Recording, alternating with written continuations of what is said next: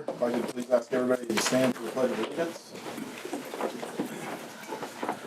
Allegiance to the flag of the United States of America and to the republic for which it stands, one nation under God, indivisible, with liberty and justice for all. Roll call, please. Chris Buckman. Here. Brandon Earl. Here. Andrea Kreifel. Here. Jason Newberry. Here. Deanna Garver. Here. Tom Henning. Here. Pat Zika. Next thing we have is the adoption of the agenda. Make a motion to adopt the agenda as presented. I'll second. A motion and a second. All those in favor say aye. Aye. All those opposed, same. Good. Uh, One Donna's not on it, so. Recognition of patrons and staff. Adam, do we have anybody to? Not the same. Okay. Discussion items. First item on our discussion is Athletic Facilities Committee. Yes, Jeff, if you want to come up. Jeff Porter is here this evening, our city manager. And last week at the city council meeting, we were both there and presented to them, discussed very briefly the possibility of putting together a task force or a committee to look at the Sellers Park area.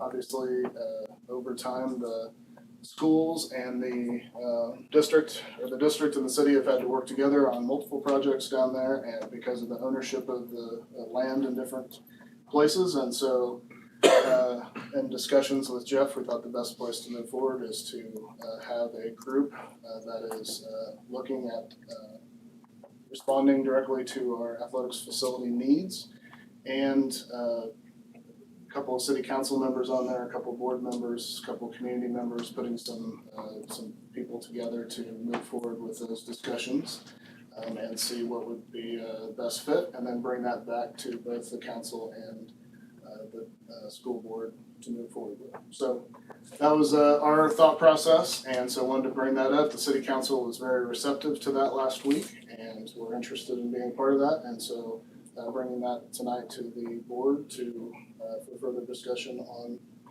doing that. Anybody got any questions on that? Go ahead, Pat. I'll just start off.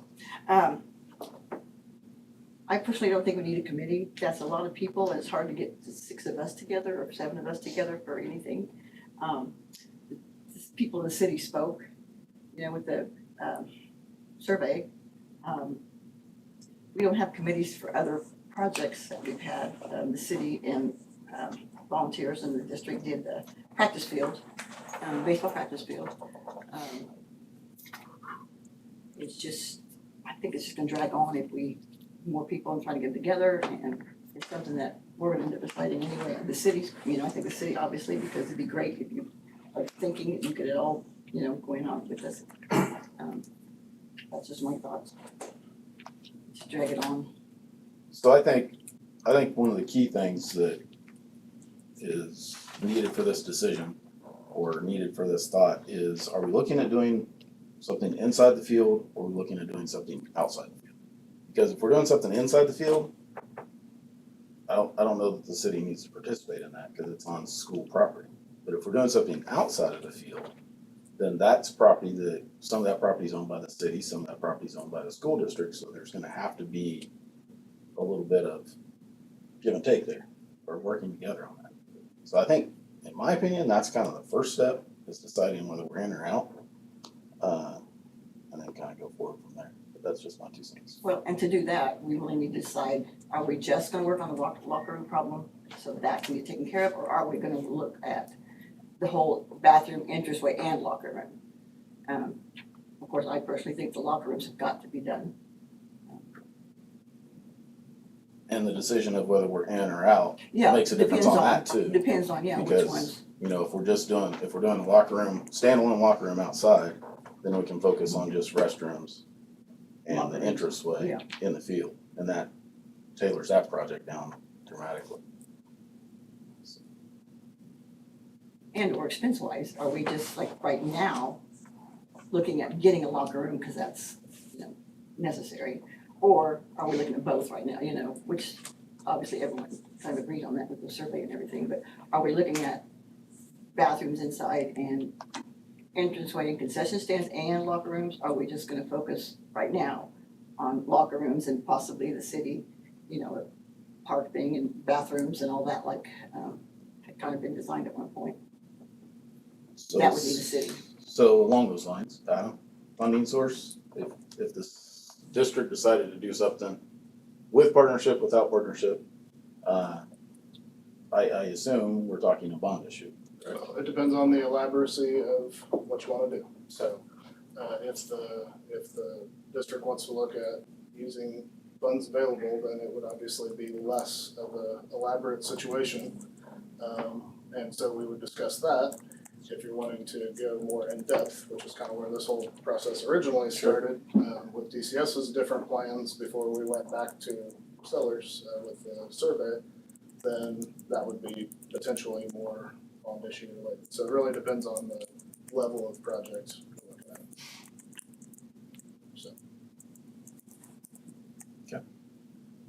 So These are Adam's kind of right, the property lines are kind of jacked up down there.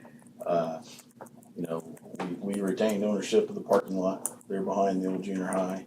We got the tennis courts are owned by the city and some of that surrounding grounds owned by the city, but the property line kind of goes into the road differently, so some of that's gonna have to be moved. Utilities are gonna have to be adjusted accordingly. Again, that all depends on if we're going outside the facility or inside the facility, so. My opinion on that, again, I think with getting what we want inside the facility, we have to have the multiple buildings, and I think we're gonna just try to cram that in there. I think it makes more sense to go outside the facility. I think we just need to start with, I think the whole idea was just get the city's blessing. Can we do something there? Which kind of to me seems like a committee is a good idea. Well, I agree we need the city's blessing, but I thought going with the city meant getting something the city would also like down there, bathrooms.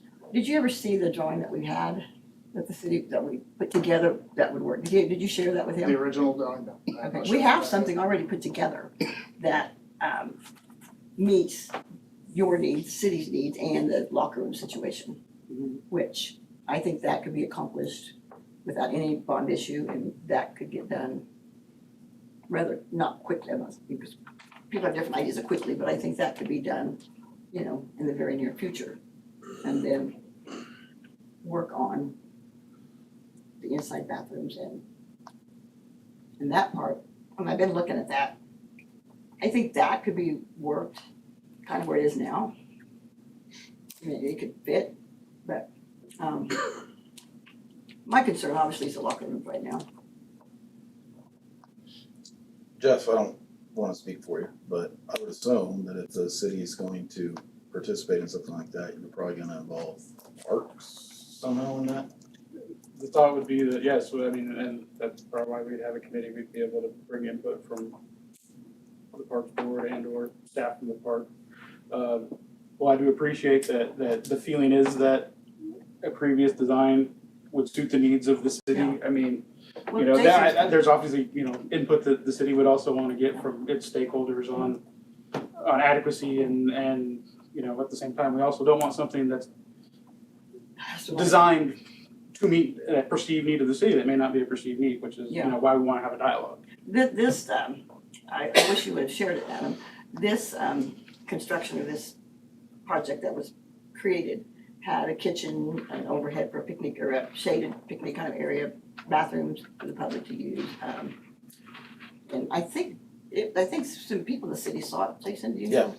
Yeah, so at that time, Shane Shields was city manager, Jeremy Jones he's over the park department and public works director.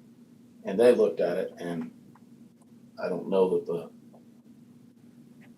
vision, I guess, to use your word, was exactly in line with what the city was looking at doing at that time in that area, but Okay. times have changed, so Yeah, who well, knows? I thought that those people you just mentioned had helped with the design or something like that. Anyway, I'll get that to you.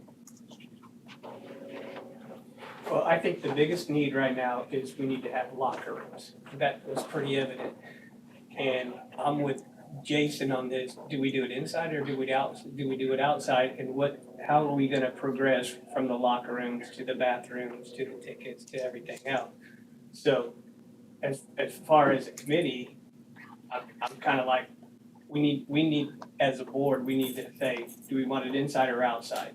And then bring the city involved if we decide to go outside, because we're gonna need the city's involvement in that. And then have members of both the board and the city start communicating that way. But I think the first thing is the locker rooms, and do we want it inside or do we want it outside? And how are we gonna move forward with adding everything else? But Pat, you know and I know, we need locker Yeah. rooms. That's the biggest thing right now is we need locker I rooms. mean, we had 2 playoff games, it was totally Yeah. embarrassing. We need locker rooms. And I don't know if think you- know if you anybody guys have- here is saying we don't need locker I rooms. know. We need them. Everybody is sitting at this I table. think we're saying Everybody we- out there, we all know we need locker rooms. So let's get over that. Nobody is saying we don't need them. I think what we're just We can't trying- just say we're gonna put it outside when ground we don't own. We have to work with the city on this. Do you have that folder that I gave you guys, everybody that night? You should still have that Yeah, we folder. have that stuff. Okay, could you maybe get that Sure. now, Like now, soon? do you want me to interrupt the meeting, Jason? I don't know that, I mean, I I mean- don't know that we're at that point. We're not talking about that right now. Well, if we're gonna decide in and out, we kinda are. We can't decide out without the city. We gotta work with the Right. city. So a committee needs to be formed to say we want this big of a building or this much. I thought, Jason, you were saying before we do any of that, we need to decide. Is that not, did you say that? That's what I took it. I'm sorry if I misunderstood. No, that is what I said. Yeah. The board needs to decide, are we gonna be inside the Inside, field or inside or outside? That's how I took The it. board but needs to I might have We don't, misunderstood. we don't need a committee with the city if we're gonna be inside the field. It's our I property. agree with We that. can do what we want inside there. If we're looking at going outside, then I think that partnership is important. They have a stake in the game, we have a stake in the game, and everybody kind of meets in the middle. Hopefully we get what we want. But that committee needs to be there in order for that decision to be made. In my opinion, If we go outside. if we go outside. Right, which is what We need to what decide. basically I was saying is we gotta have the city's involvement because it's their property. And it's gotta fit the city's use as well as the school's use when we're using those And- properties. And I'm thinking if the board's not ready to make that decision, whether we're inside or outside tonight, and that's fine, since it's not really on the action items anyway. We could, it is a discussion item, but we could still kind of tentatively approve the committee with the city if we go outside. If we don't go outside, we don't need the committee. Well, and do we want both prices? That's I what think I'm so. saying. I That's mean, I why, think we need to see what both prices come in at, to see what's more logical. right. So we're gonna need to form a committee anyways, if we're gonna do that, then if it doesn't go outside, it doesn't go outside, but. So I mean, we're assuming, yes, we're all assuming that the city's gonna give us their blessing to put this there, but there's a lot that goes into it. I'm assuming like water, dirt work, So are we all Flood. thinking outside I think we need to see the price on both. That's my opinion. Let's get both prices. for locker rooms inside? Yeah, And cause we outside. gotta find out if we're gonna have to do a bond issue. I think to do locker rooms inside, we kind of need to have a whole vision of what will lockers inside, ticket, what all that look like to do it inside. Which is gonna take longer. have we already, don't we already have that? And that wasn't CSS? Yeah. Or is that not No, DCS? we have a rendering of that, but the quality of construction is kind of gonna Sure. be up for debate. Right, but we have. The level of money spent on it. The idea was, the problem with the inside was we had to split the locker rooms and have 2 locker rooms. Now we gotta get utilities that across the adds to the field. That added to the cost. I mean, Certainly. ideally outside would be great, but we can't just say that we're gonna take over the city's property and expect them to go along with it. Well, we can say outside, and if they don't go along with it, we can put them in the what we own, the parking lot. I still think we need a price for both Gonna put locker rooms in the parking lot? to compare.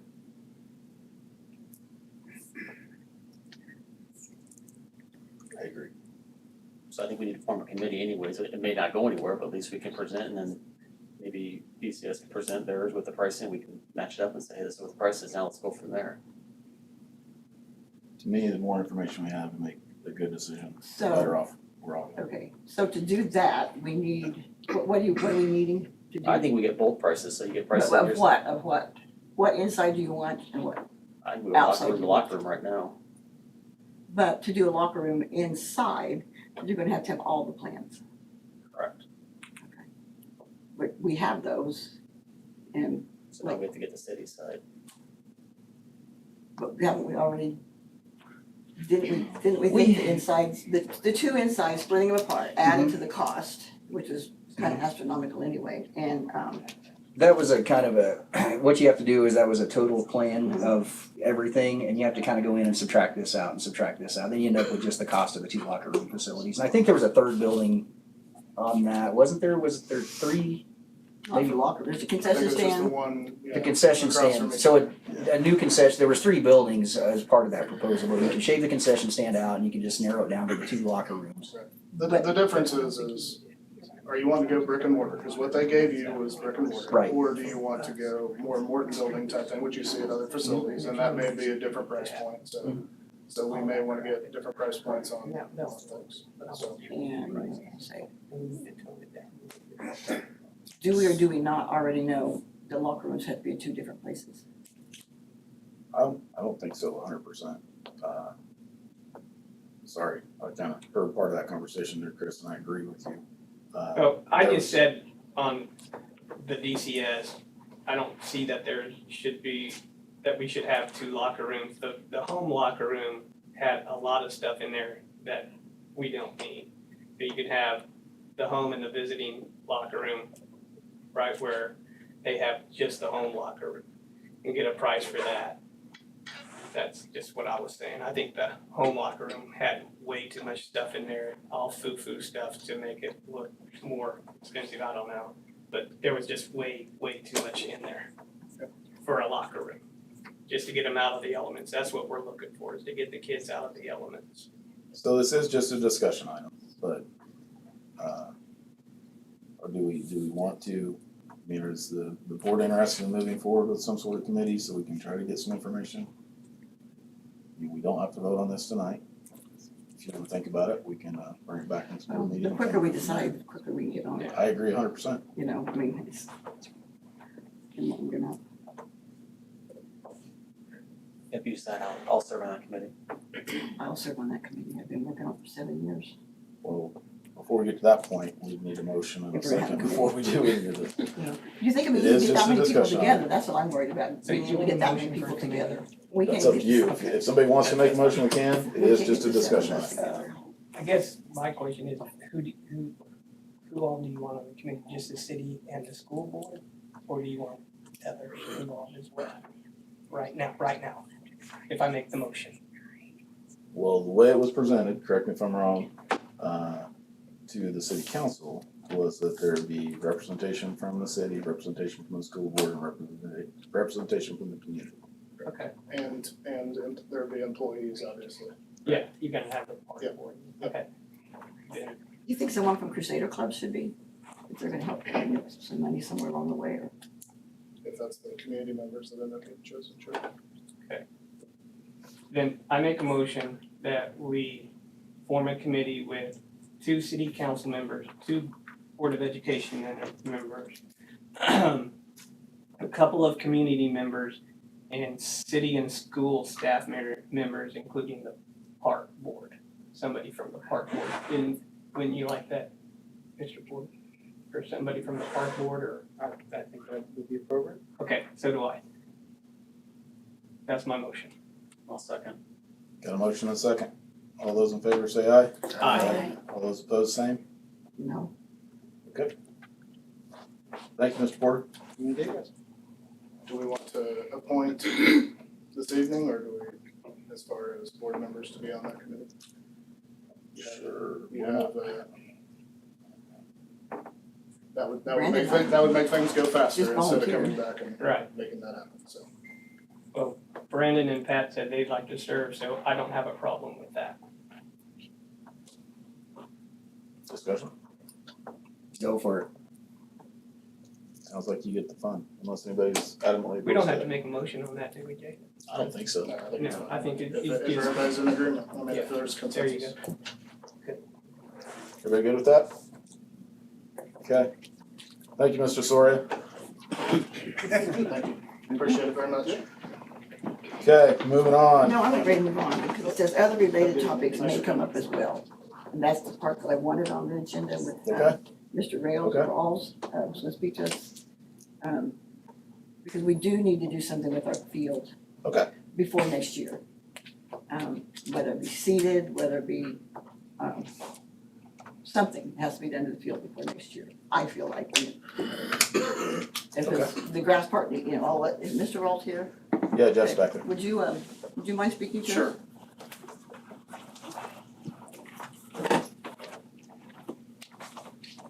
First of all, I want to apologize for my appearance. I drove straight from Call Lake to get here. And we sponsor a giveaway at the Buckaroo Ball, which is part of the Sunlight Children's Services fundraiser. I don't know if any of you are familiar with that, but we give away fishing trip and hunts and stuff. So I had to do that the last 2 days and got done a little late. So apologize. So I want to kind of clarify what we do. I've got several different companies. I've got 6 different companies. And one of them is an excavating company. And on our excavating company, between me and my foreman, we have around 70 years of combined experience. And I'm gonna give you a list of kind of some of the ones we've done that correlate with this project. Southwestern College in Winfield football field, that has an artificial turf field. Arc City High School practice field, Goddard High School football field, before it was artificial turf. Newkirk High School, and numerous other dirt work jobs that are outside of sports fields. But that's kind of, also the South Haven softball field, we did some on that. But anyways, that's kind of the stuff that we've done in the sports world. And a lot of the stuff we do is grade work and farm work, things like that, terraces and ponds, things like that as well too. Jason's had some, let me do some stuff. But anyways, I just knew there was some confusion on what we were capable of, and I just wanted to clarify that, first of all. Another thing we do, I have a company that makes topsoil, super soil, compost, and things like that. So we have applied that to a lot of sports fields, golf courses, and things like that as well over the years. So that's another piece that we can accommodate with, coordinate with landscapers that we use and things like that, if you have that kind of a need. So I'm not sure if you have any questions for me outside of that. I just kind of want to give you some clarification on those things right off the bat. Any questions? Yeah, I'm sorry, what's your name? Jeff Rawls. Thank I live here in Wellington. I've been here since 93, I guess. And so, in fact, I purchased Brandon's house a few years ago from the farm. We moved into town. It was my last 20th anniversary gift. So. Okay, and I'm confused. You're here to, So I you was want asked to to- start doing our field, or you do I our was asked field? to look at the football field to see if there's something we could do with it. I had no idea that thing had that much of a crown in it. And I don't know how in the world, it blew my mind when I got down there. I've never seen a field like that. Most fields have about 1 foot to 18 inches of crown, and that's it. So I'm not sure where it was at prior to the addition. I don't know if there are drainage problems you had prior to that. It's why it was built so high. I don't know. think there was an addition to it. Sure what the deal was. But anyways, I was asked to come look at it, see if we could knock that crown off, make it a more of a level playing field, no pun intended, But you know it's gonna be level. not level, but we put a 12 to 18 inch crown, is about normal, or whatever you all have as far, I don't know if you have an engineering group you're working with, or if that's something you'd want, the people doing the dirt work to have done. I'm not sure where you guys are at or what you're trying to get done. So that kind of brings me up to the question is, wouldn't you recommend that engineering work's done before we start any of this dirt work? I can tell you that every one of those that I listed have had engineering groups on them from the get-go. That's, depending on what you're after. I don't know what all you're trying to accomplish. I don't know what all your problems are. Sure. I'm just stepping into this from the outside looking in saying, man, there's a big hump there that needs taken out. So we can do that, and that's not a problem. So, correct me if I'm wrong here, Jeff. Basically what you're doing is just basically presenting that you're available to do the work when we get to the point of doing the work. I looked at it, was asked if we could do it, we can do it. I want to let you know all the other projects we've done, and so it's we're fairly capable of getting that done. So this is gonna be a fairly large project, so I mean, it would go through the normal bid process like any other thing in the school district. I mean, we'd have to do that. Okay. Obviously, you could put yourself in for the bid on it. Sure. And go from there, Yeah. so. Not a problem. Do you do the, every kind, the grass part too, the grass reseeding or whatever? We can coordinate that. We've done different ways, we have different ways of doing that. I mean, of course, you have the sod options, you got the seeding options, you know. Well, blower trucks will come in, we blow our compost, seed, fertilizer all on there at one time. You know, we do a lot of stuff like that. I mean, there's options depending on what you want, and how fast you need it available. Did you happen to measure how big that crown is? I did not measure, I didn't shoot it, but just Yeah. looking at it, I bet the thing's 30 I was inches just wondering at least. how much, yeah. It may be more than that, it's. It's real close to what Andell's was before, Andell's, Taylor measured, before Andell got the real turf. They were, cause would we have had to add dirt to make it that big? And I don't think we ever have added anything to it. I think that's the original. I mean, I know I played on many a field in high school, college, semi-pro, and I've never seen a field like that in my life. I mean, I've never had to look downhill to, you know, play ball. I mean, that blew my mind. Okay. It's been get the conversation started that we need to do something.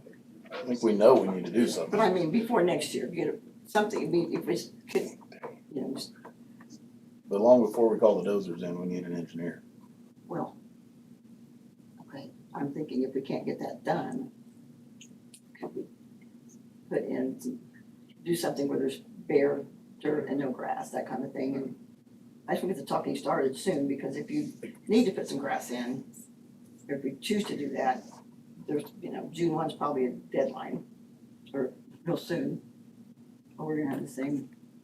Well, the other thing you gotta think about, that's a sprinkler field, and so you're gonna Yeah, have to you're gonna- remove the heads, and we're That's gonna where have the to destroy the engineering sprinkler And we're system in to, a you know, record-setting move the drought. I And know, that'll have to be That is- reinstalled. More than likely looking at water restrictions, whether it's on a well or not. So, thank you.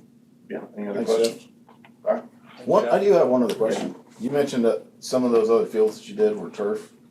Well, yep, you're right. We So- did some pre-turf and after turf. So I guess this is kind of a side question to the board, is maybe that's another decision that the board needs to make, is whether we're moving forward with staying with natural grass, which I'm fine with, or moving towards turf, which I'm fine with that too, so.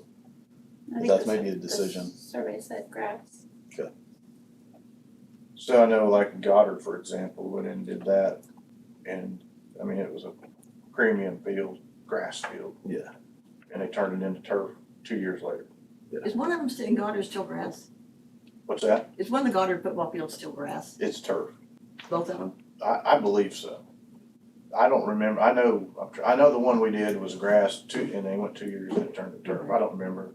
Is there 2 fields there in Goddard? Yeah, I could. I don't know either, I just, So what I just keep remembering is Mike Wilma standing in front of us and saying that it's a no-brainer to go with turf. And he's set foot on a lot more fields than I ever have. with that. That's the majority of the bigger schools went, you know, especially the new turf they've got now is a lot better to play on, but, you know, it just depends on what your preference is. I mean, it's the majority of your bigger schools and your colleges and things like that are, you know, have the turf. Yeah. But there has been a lot of regression too, back to grass, so. But a lot of those regressions, they have a staff that's larger than our entire 353 staff that's doing nothing more than maintaining that field. It's definitely a higher maintenance issue. So I've got a question. What's the prep work for grass versus turf? So let's say we just fix the crown, get it playable, and then we decide 2 years later to put turf on it. How much work are you redoing at that point, or is it literally just? So, so for example, what you have, if you wanna just go back with grass, you're gonna pull the crown off. Chances are, we're gonna have to haul dirt off, there's so much dirt there, my guess. If you could get by without hauling dirt and build up, you know, pull the crown and build up your edges a little bit, that's an engineering call, obviously. But either way, you're gonna disturb your soil tremendously. And so you'll have to come back in with a premium soil. Chances are, I mean, it'll be tested, we go through and we can do that as well. If you have somebody else, that's fine too. I recommend you go through and get soil samples and see what kind of turf or soil you have left. And then you probably have to add some type of premium soil, a topsoil, super soil type mix like we sell, things like that. So then you'd go in and either seed it or sod it, depending on how quick you want to stand and how quick you're gonna be playing on it, so. So what you're saying is you could skip that if you're going straight to turf.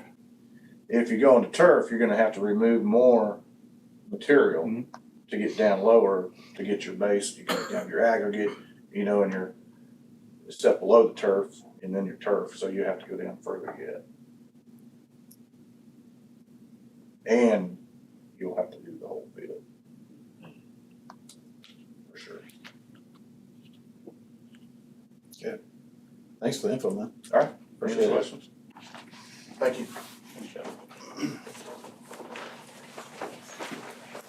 Okay. Next thing on the agenda is WHS Social Studies group. Yes, our wonderful high school social studies department is here to share an idea with you this evening. Come on up. Here we go. Come on up. It's all yours. So we are proposing, Carla DeFore, Rick Phelps. Adrian Young. and we are three of the four of us. Mr. Jenkins is playing baseball, or telling other people how to play baseball.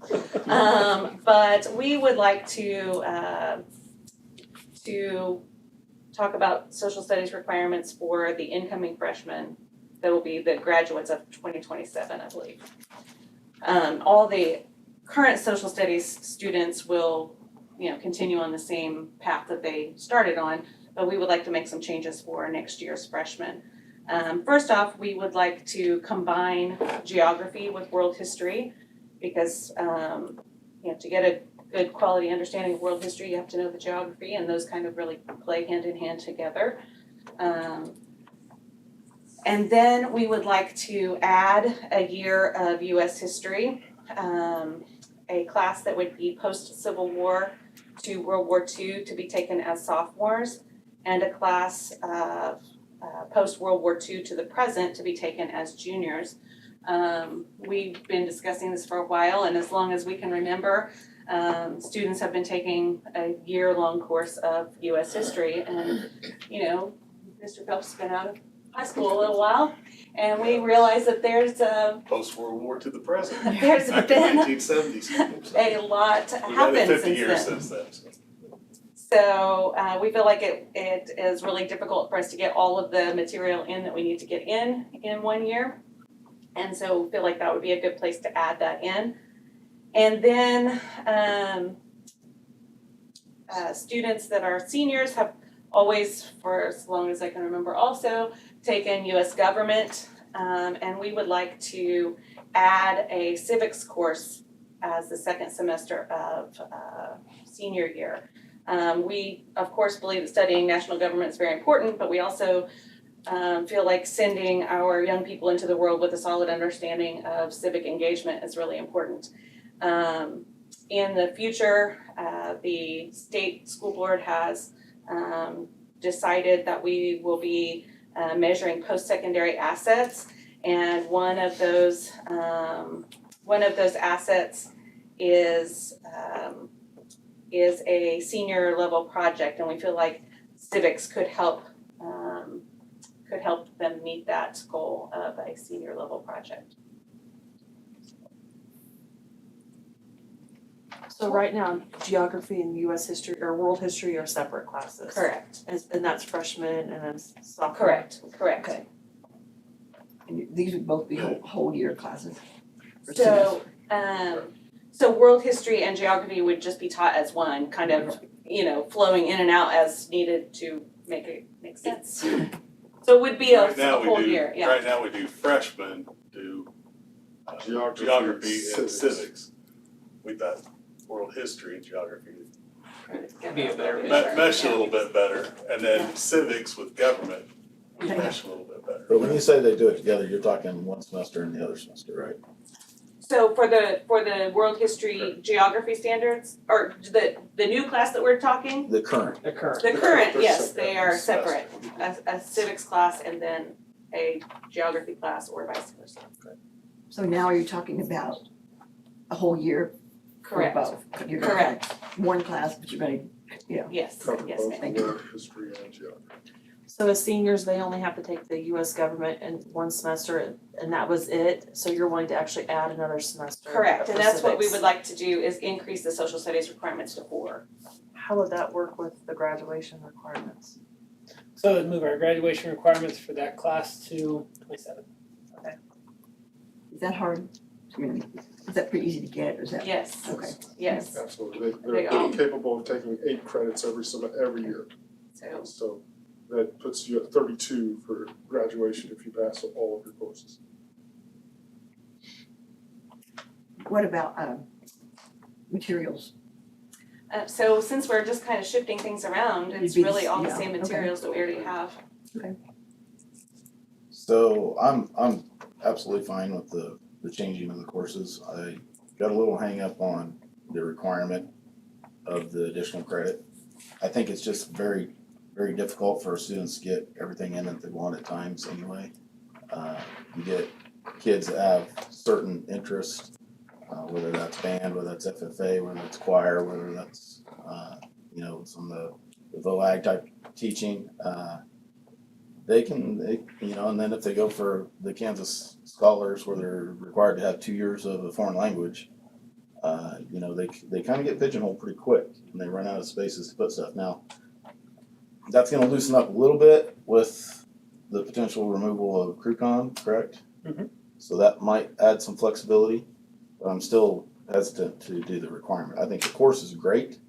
I think we need to, I think you guys have done a lot of work on it. I think it's great to offer that and change that.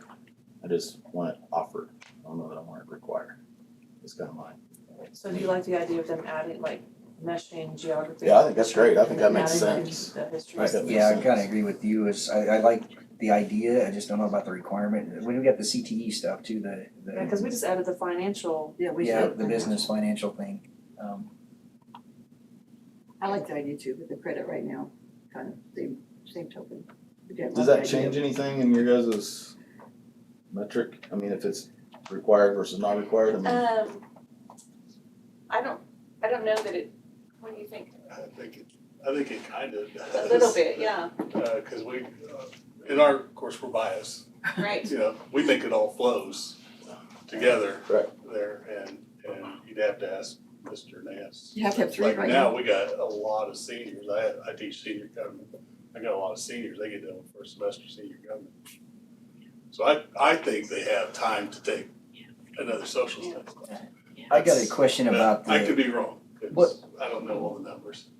when you're requiring them, grade 10, 11, what do you do for transfer students? Like if now you have a third, if they transfer in the wrong year, they don't have time to go back up and make one of those requirement classes Yeah. back up and, We already deal with that, okay, because we'll have kid transfer in from another district that took world history US history when they were a sophomore, for instance. So then they Then just we're have to just flip, shuffling yeah, things they have to around, flip yeah. flop, they'll be a junior in yeah, world history, so yeah, the counselors just shuffle that around. okay. So, cause I don't think, other than senior government, I don't know that there's a statewide, everybody kind of does it this way. Senior government, I think is the only thing, isn't it? well, and that is the other thing, is it kind of does, flow with other districts around too, I think that maybe a little bit better. Because I've had several students that, transfer in as sophomores and they're in US history at their old school, so then we have US history as juniors, so they're the lone sophomore in the junior class, so it all works out. I mean, they get their credit where they're at, and that just doesn't usually seem to be too much of a problem. Right now, they have 3 social studies credits. They have to have, right now, they have 3, you said. Yes. Yeah. And is that what the Kansas Scholars requires too, 3? 3 or 3.5, because we do government. I think that they We are do a full required, year, all 3 years. we do a full year all 3 years, we don't, I don't think that they are, that it's required to do the 2 semesters in freshman year, Okay. so they usually do end up with an extra half credit. How does this align with other districts? So, Is everybody else doing this? there are some other districts in nearby that have similar offerings. I know Mulvane has something similar, and Wichita has something similar, and of course Arc City. So it's a requirement to have the extra, So or just optional? I don't know the answer to that, to be honest. I do know that like I said, the state school board, the House Education Committee, just this February, wants or is requiring these post-secondary assets, and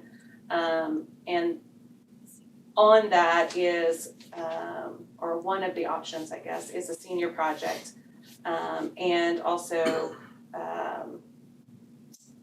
lost it, client-centered projects. So I feel like the civics projects could be utilized as one of those assets. So it gives students an opportunity, and maybe that is an opportunity, not necessarily a requirement.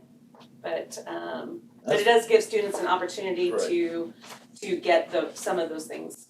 And again, I think it's great to offer it. I think you guys have done a lot of work, and I think it's a great course to offer. I'm hesitant on the requirement, so I think it's have it available, and I think it'd be great. I do think that encouraging students to continue to be engaged in high school all the way through is helpful. When they start checking out, then they start checking out, and having that civic part at the end kind of anchors them a little bit more too. So, we want kids that want to be involved in their community, like y'all are. So, that's kind of was the goal for that, or part of the goal. Mr. Nance, when would you need some direction on this as far as how it would affect schedules or anything like that? Well, I mean, it sounds like you're okay with it moving forward, so we can schedule it where we have 2 people teaching world history for next year. As for requirements, it's not gonna affect 8th graders coming in if you make it required. It won't do anything to impact our current population. So all of the students that we currently have at the high school have already met that civics requirement, so it won't affect anyone until those 8th graders are seniors. So, I mean, we guess we have a little time to think about that some. Well, Yeah, then and we like, need look- to address that in the handbook fairly quickly, right? So that the Well, incoming it would administrators- need to change our handbook if you voted it in. Yep. So it could be something like next month, since you have the materials and you have the staff, that could, Yeah, we can change it. Go ahead.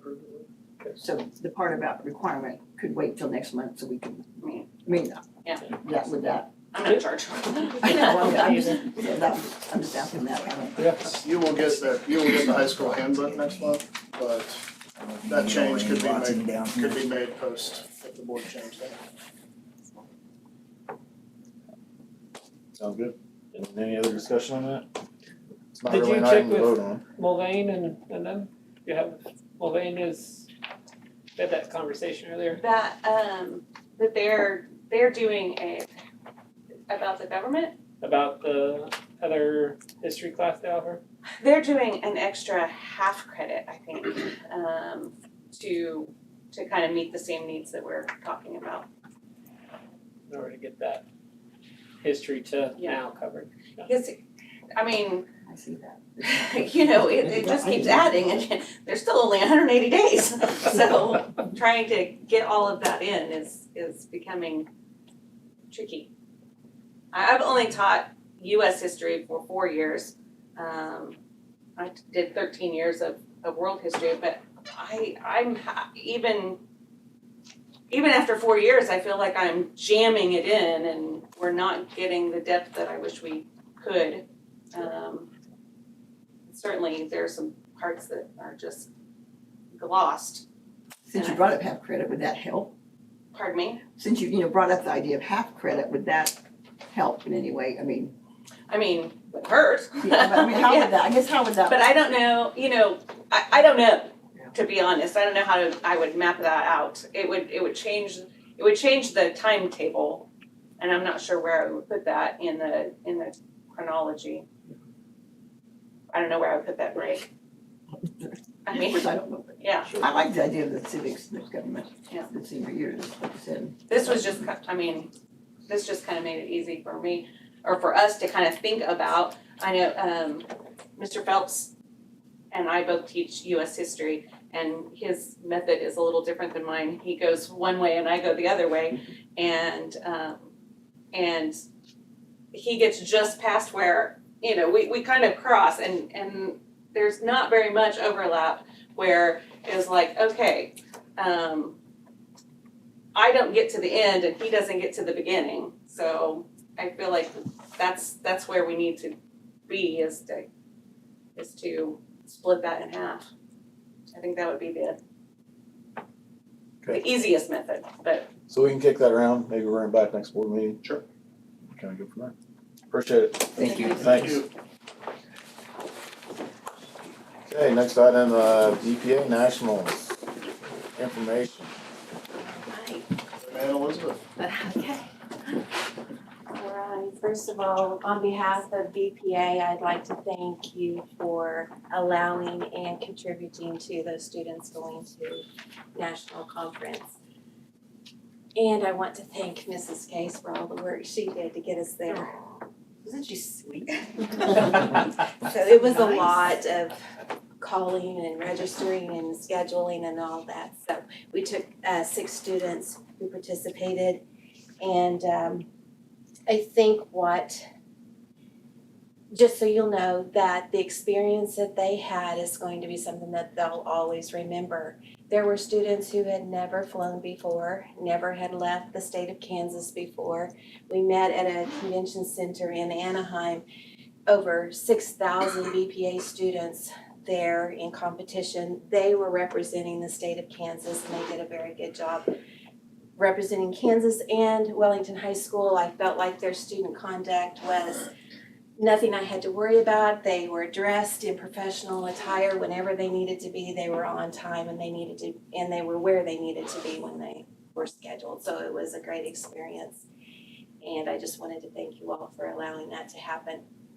The thing that I like the most, I don't know if you guys noticed my lanyard, but the part that I like about a national conference is the trading of the pins. So this is my lanyard, but the students have their whole lanyard full, and maybe even stuck to here, of pins. So it forces them to go up to somebody from Indiana or Ohio and say, hey, I have some Kansas pins you want to trade. And so they come home with all these pins, and they've interacted with students from other states and get to know people, and I just love that experience. This is the Kansas pin, and this was designed by a student and voted on by students in Kansas, and then went to national conference representing Kansas. And there were a lot of students who would come up to me and say, hey, do you have any Kansas pins?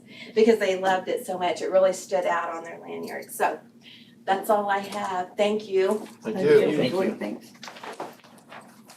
Thank you, Elizabeth. Next item is secondary education plan.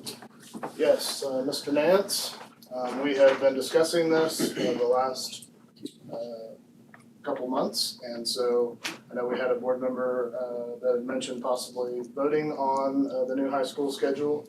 I think it's just all kind of been consensus talk up to this point, but obviously that was one person, so I wanted to put it back in discussion to see how the board felt about that and whether that needed to move forward. So I'll let Mr. Nance. In your packet, you have the schedule presented to you and the benefits. I'm just here for questions, so. Good. Okay, And I asked last time, I think, or one of the times that you were here about CrewCon, because I think it's important and, talking to kids, I know there's some that are great, but, we're worried about the mentoring part, we're worried about, student-led conferences, how will that work? It's used for,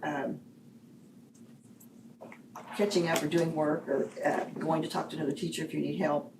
All those things, when will those take place? And when will the kids have time for that without that time in there? So there are a portion of kids who use that. The larger portion of students and staff don't use that time for that. They use it for study hall or social time. But we're going to meet as a BLT team this summer to look at where we do the mentoring, where the CTE career stuff fits in our other classes. And that way we have buy-in from our staff to do it, to complete those things. Student-led conferences would be scheduled when through an hour that all students are in class. So for example, if all students are in a first hour class, nobody has planned during that time, the student-led conferences would be broken out by first hour. That's just an example, So instead of a homeroom, they would sit with their first first hour. Teacher to give, with their parent, whoever, to give their conference. Yep. That's kind of strange, but, I kind of find it concerning though, 76% of the staff voted in favor, that's 25%. What was the biggest reason why? Did you hear anything why they didn't? That's a big chunk. Why they didn't vote? Oh, why they weren't in favor of it? That's a quarter. Because that group wanted the 9-hour day that we had. So the other group voted for the 9-hour day. teachers I talked to voted for no CrewCon because they, if there was a crew, tell me if I could be wrong. With a CrewCon, the students would only have a 3-minute passing period. Yeah. Without CrewCon, they had the 5 minutes. Yeah, And the teachers, which I and the did too. classes go from 46 to 44 minutes. So they're going down. Yeah, it would be exactly like the middle school schedule. And so 3 minutes only becomes an issue with moving to your elective classes. Well, I think that, I mean, that's why I heard several teachers said that people voted for the 9 hours was because the 5 and 3 minute passing period, they wanted the 5-minute passing period, felt like it was important. I'm just worried about and I know you said this summer you guys are gonna get together, but I just feel like it'd be nice to have a plan for these things before summertime. We can't do it now, because I'd have to pull everybody out of class and sit in my BLT to do it now. And so early June is when we plan that, and also plan the professional development that would occur. And so it can't be done now without hiring subs and they're. And I know costly teachers to like it because hire. it does give them an extra planning period, but meeting with just a first hour teacher for conferences, that first hour teacher doesn't spend the kind of time that a CrewCon person spends with them. Ideally, And I if know the there are- CrewCon teacher was doing all of the things that they're asked to do. I know, because ideally. there are some really great CrewCon people, and I really wanted the Sabres part in with this conversation. Because we take that, and I know that is, because the state probably makes us, I'm sure of that, but we're told that it helps us find out kids that are, depressed, that, suicidal, that would like to talk to some, those kinds of things, but yet we don't have anyone for them, like the mentor, or time for them to go to a counselor or that kind of thing if they're locked into 9 classes. 8 classes. Eight classes, okay, and now they have 7 in CrewCon. Yeah. Okay, sorry about that. That's okay. I'm gonna have you on somewhere. So those are my concerns about it. And that's another one. And it didn't address Collie, how they're gonna take the Collie classes. So we met with the ladies over at Cali, and we talked to them about our schedule and how we would like them to schedule their classes. We would like them not to be scheduled 2 days a week. We'd like them to spread out, so Monday, Tuesday, or Monday, Wednesday, Tuesday, Thursday. So students didn't have 3 days a week where they don't have anything going on. and are technically not our students at those times. And when they scheduled, everything was scheduled Tuesday, Thursday. And so I talked to Janice again and asked her to move it. But, we talked about, she's like, well, everything is scheduled Tuesday, Thursday. I'm confused, that's still 2 days though. That's still 2 days in class with 3 off. And so they scheduled I it thought that's what differently you're than trying we to asked. fix. They scheduled it differently on their side than we asked, and she's looking into fixing it because Oh, nobody's so been told yet.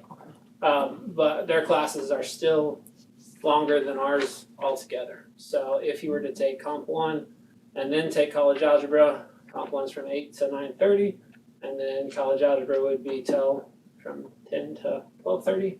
And right now that's scheduled on Tuesday, Thursdays. I haven't looked to see if their schedule's changed yet or not. But we also asked them, like, if our seniors that are taking college classes, are probably taking college algebra and comp. Like, they're probably taking 2, Sure. and there are some that are just taking 1, and we have some that are taking 4 or 5, a full load. And so we asked them, like, if we say a majority of our seniors are taking comp and algebra, can you do algebra Monday, Wednesday, and comp Tuesday, Thursday at the same time? Because right now, we actually have some seniors that are only in college classes on Tuesday, Thursdays, and it's from 8 o'clock till 11:15. So then Monday, Wednesday, Friday, they can't schedule a first, second, third, or fourth hour class with us. So And so we've asked them to look at that We've again, asked them because to she went do ahead and that. scheduled everything Tuesday, Thursday, instead of Monday, Wednesday, Tuesday, Thursday. So we've asked her to look at that again and get those moved. So why are you saying technically they're not our students? Well, because they're not enrolled in our classes at those times. Is on it concurrent campus. enrollment? They're not, they aren't required to be present on the days they're off. No. Are they That's what I concurrent said. enrollment? Are they receiving credits for high They're school dual and, okay. Yeah. So they are our students. Right, but the way I look at it is we're not checking and taking their attendance every day. You should be. Well, they're not, because it's on they're not taking attendance in Infinite Campus. So there's counselors that can check on that because they have registrar access. And so Monday, if they just do them Tuesday, Thursday, Monday, Wednesday, Friday, we don't have a class for them yet. This year we asked them to come to the building, be at school Monday, Wednesday, and Friday, sit in the cafeteria so that we could make sure they're there. And that was the plan for it because we didn't have anybody in the library that could supervise them before that.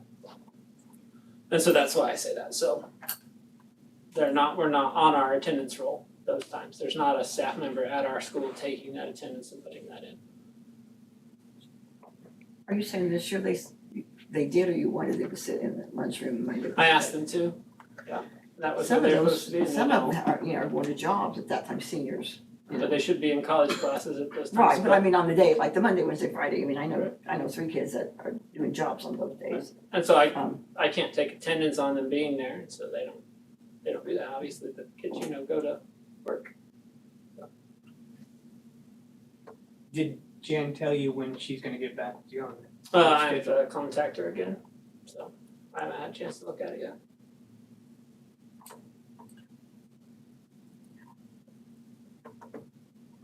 I have a problem with we're not holding our students accountable for their time. If they're supposed to be in school, they need to be in school. I agree. And I know this from personal experience. If they're not in the college classroom, they are to be in a designated area, and that's our responsibility to make sure that's happening. We should not be having our kids running around town, going to jobs. I agree. They should be at school. So what do we need to do to make sure that's happening? And so what we did, Because it should be part of the requirement of the college course. If you take college courses on Monday and Wednesday from 8 to 11, on Tuesday, Wednesday, and Friday, you are expected to be in Wellington Public School, library, cafeteria, Commons. wherever. I think it should be in a place where they can do their homework. If it's in the commons area with a lunch going on, I don't think that's. not during lunch. I'm just saying I that, agree. I'm looking at Callie's schedule right now. So 11 to 12:20 for a class, they could be in the commons area from that time, and there could be lunches going on. So I'm just saying, we are responsible for them if we're offering them dual credit. So we need to be figuring out what we need to do to make sure that's happening, because if, I don't think anywhere where we have said if you're not in Cali, you can go to work. But their parents allow them to do that. I'm not their parent. And I don't, the problem is that there's not someone assigned to take attendance on those days when they're off, because it's not created, they're not in our building anymore. So when they were in our building, so for example, college speech, taught 5 days a week. We're looking at offering college biology through one of our teachers, 5 days a week, on campus.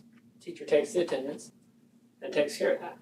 But with Cali right there, Cali offers it 2 days a week, and for the first 6 weeks, they came, and then they began not coming, and we check on them, and they just What aren't do they there. do when they come? I mean, I think that's a Sounds waste of like they're time.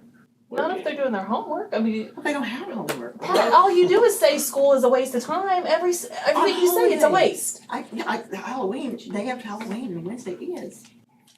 It's not a waste. Halloween's a waste. The day after Halloween, the last few days of school is a waste. You've said it. I know I have it. It is. Now them coming to school when they're not in college is waste. When I have a problem, period, with saying kids should get associate's degree. They're high school kids. I think they should be in high school 9 hours, freshman through 12th grade. But No, they're they not. shouldn't. Not if the school is not able to offer what they need. Well, we were just talking about the civics and we, so I mean, that's one way to fix that for seniors, but, to say they're college kids and we're pushing that they go get college credits, which I think is, I mean, that's the way it is, the state says that, that we need to have a push for some kind of certificate or some kind of, or have an associate's degree when we graduate, that's a push. And so, if they're gonna be college kids, what are they, high school, and I agree with you, are they high school kids or college kids? We're pushing for them to be college kids, we are, but the state is, but, yeah, that's hard. So, I mean, I don't think Wellington's really pushing that hard. How many students did we have graduate at Cali on Saturday? None of that. You don't know any. I mean, shouldn't I'm be. saying the state is saying, they're the ones, Not that's even a what we're doing. certificate? No certificates, no associate. Nobody did anything on Saturday that I know of. Did you need something? What were you saying? Just to understand why you gotta be so mad at everyone. I'm not mad. Well, you come across mad. Okay. Just, I don't have a good history with this school district, so yeah, I come with a lot of passion, and I'm not afraid to say that. I want these kids in this district to have everything they need, and they weren't getting everything they needed. So I have no problem sitting up here and fighting for these kids and asking where they are. Where are they when they're getting a dual credit for this school?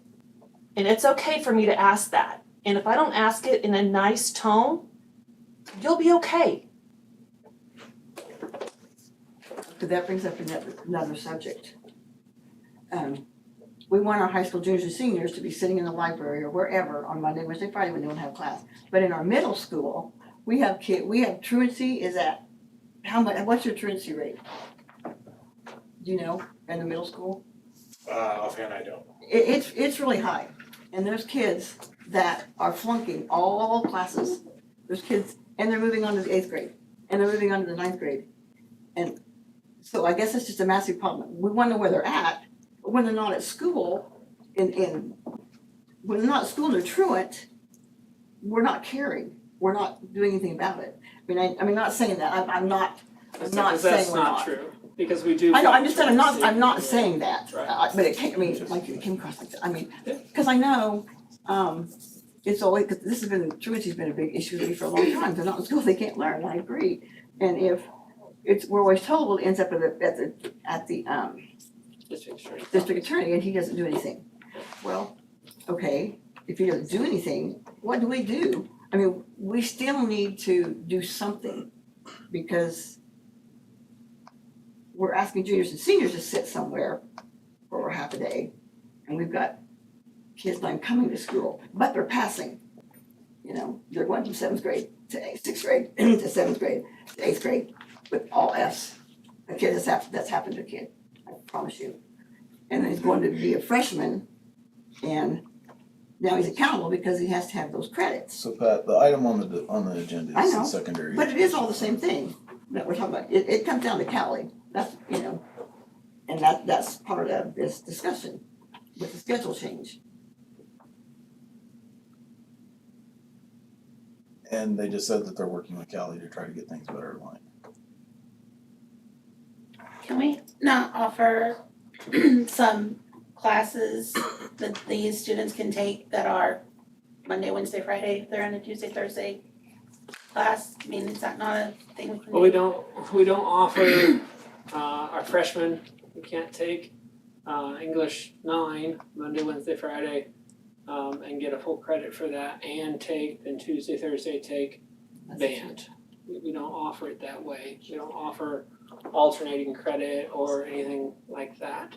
And so I have a hard time allowing, giving credit to a junior or senior who is in a college class and then may want to be in CTE class and say, okay, CTE teachers, we're gonna let them be in there, we're gonna give them full credit, but they're only gonna be in your class 30% of the week or 3 days of the week, you know what I mean? So I don't know how to do that. Well, I mean, we're talking about junior and senior, we're talking about upper freshmen. I think as long as they're still doing the same course load, I don't know why that would be a problem. I mean, as long as they still have the same assignments, they're gonna have those assignments when they're in college. I think it would help give them some kind of responsibility. So thinking about some of our higher achieving students that are taking, say they're taking college English, Comp 1, and they're in that class 9 hours or 3 hours a week, whatever it is, and they have that much homework, and then they have another class choosing on top of that. I think that is a lot of, unless it's an independent study or it's kind of a filler class, I think it diminishes their ability to do maybe some of the other things they want to do. But if, as a team, we could figure out how to offer them credit, I wouldn't be opposed to it. I've just, in all the districts I've been in, never seen it offered that way. So I know this was a long time ago, back when I was in high school. It's not been that long. Yeah, it's been a long time. One class was offered Monday, Wednesday, Friday, and then you could choose to take another college class on Tuesdays and Thursdays, and it kind of filled your schedule up. And those were always at the end of the day. So, you know, because sometimes colleges are out when high school's not, so if that ended up happening, then. And so we've asked her to do that. Okay. We've asked her to schedule them that way. So if I take Tuesday, Thursday, Comp 1, then maybe Monday, Wednesday, I could take college algebra. Okay. And then I could be in those alternating classes, and then I would only have Friday where I don't have something scheduled. So she's currently looking at that again for us. How did she feel? I mean, I'm just curious, how did she feel about that, you know, request? Well, she thought it was a great idea, and then whoever scheduled the classes didn't schedule them that way, and we noticed that since I mentioned that to her. I've got, oh, go ahead, Jason, I'm sorry. No, I hit the wrong button. Oh, I thought you were getting ready to say something. No. I'm a little bit of agreement with Brandon, but I'm looking at it a different way. You say 25% of the people didn't agree with this, but then you look at it the other way, 75% of the people obviously want to change. So what's the recovery process or exit strategy in case this is a bad idea? That's my concern. How quick can you identify that this is a bad idea, not working, or maybe it's great? And so I guess looking at it, we'd run it a year, Mhm. and then we reevaluate. As you do with any schedule, you know, you have to give it time to work. You have to also give it time to fail. Mhm. And so look at, with this year, with added time for teachers to receive professional development, how has that impacted our data? How has that changed our use of the things that we currently have, and how are students performing apples to apples? How are my sophomores this year performing against how they are as juniors? And how has that had an impact on their achievement? So that's what you'd be able to not cause like long-term or permanent, like if this didn't work. Right. You say on the part of the is personal planning, and then it's the at some point in there you're going to have in-services. So in-service days are scheduled. Right. And so my thought, working with Jen, is that instead of an in-service day like we have this year, where we spend time going over the data, and we just jam it full because we don't have the time during our regular week. Those times would be used for collaboration amongst your team, because you'd move to a grade level team. And so then English teachers would get to collaborate with English teachers and talk about how we're working on our standards, how we're progressing, what we've covered so far, so that we can align that. Yeah. And then they'd get to meet with the team 6 through 12 to look at that. So no longer do we say, oh, the kids I got from middle school, this is the problem, or the kids I got from elementary, they didn't get this stuff. We get to meet face to face, talk about where we are in our curriculum and our standards, which is the most important thing, and how we progress through there, so that as we move kids to the next building, we have that flow. Okay, when did the 6 through 12 meet, I'm sorry? On in-service. On the in-service day? Yeah. And instead of each building providing their own full or half day of in-service, you would give the teams time to work in their content area instead of in their team area or their grade level. So English would get together, math, in-service science, in-service day. And then they'd meet. so no 6 in-service during the 2 hour, or whatever, the 2 periods they have to plan during the school day? So a team plan would have a structure to it. They currently have team plan for middle school, and they would meet and do GEI and talk about the team things that are going on twice a week. And then we look at a data day, which we've worked with, we've spoken with Letty from Tasman. She'd come help us with front loading some of that. Wednesday would be professional development day at my building. So who does that? Who's I will be providing the professional development because we don't have a district, we don't have a coach. Right. And so building leadership team would plan that professional development. They plan that in the summer, what the year looks like. We have to do a building needs assessment, see what our teachers want, because we don't want to provide teachers with stuff that they don't want, that they don't feel like they need. And so get a good, better picture of our building and where they're at. And then we'd work with PLC Plus training I've been through, professional learning communities, and do that, provide that. And then Thursday would look at implementation of our stuff, looking at how we're going to implement the new strategy we learned, or, man, I'm really struggling with how I cover this standard in math. And so look at how we give them time to really look at that and dig into it and what that standard really means. And then Friday would be another team day. So Monday and Friday would be team days where they do student talk and they look at behavior, they look at how they're implementing those things with behavior, with kids they're worried about, DEI and things like that. Wednesdays is the in-service. It's professional learning. Okay.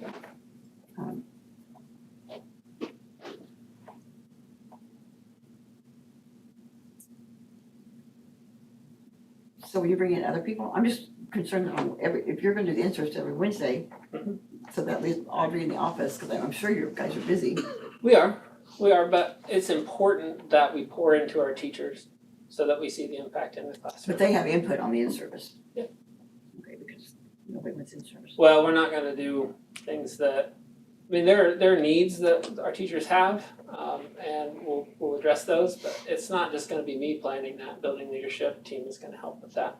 We're gonna look at that through the lens of restorative practice and bring in, we have presenters that I have connections with that can come in. Tasman is a big helper with our district currently, and they can come in and help with that as well. So basically, the teachers work on 2 plans, right? One with CrewCon, and a 3-minute passing period, and one with, that's what you said, 5-minute passing period without CrewCon. That were the 2 choices. So basically, the normal schedule we have now, but no CrewCon in it, and then providing 25-minute CrewCon in the other schedule like the middle school has. Currently have nighttime, and they're on a flex lunch, which I didn't. What's the passing time at the middle school? 3 minutes. So what about if I'm in math class and man, this problem has really got me frustrated. I need to talk to my teacher about it. Oh, there's the bell. I gotta go to my next class. Oh, I've got tennis practice tonight. When do I talk to my teacher? So teacher contract time is 7:50 to 3:35, and so I would think as a coach, being a coach myself, hey, school's more important. We're students before we're athletes. So if you need to make sure that you're there with your teacher, email me, let me know, and you can go do that, and then come to practice after you're done.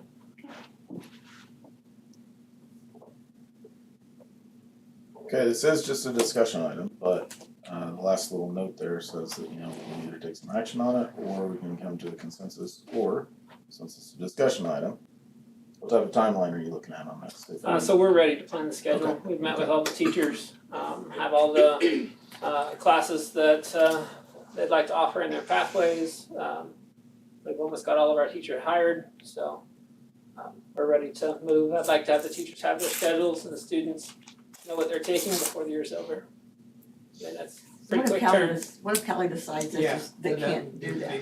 That I have a impacts problem the, with asking a college to do that in the first place, but we met with them. yeah, I know. They wanted And to I meet asked with you how they us. felt, yeah.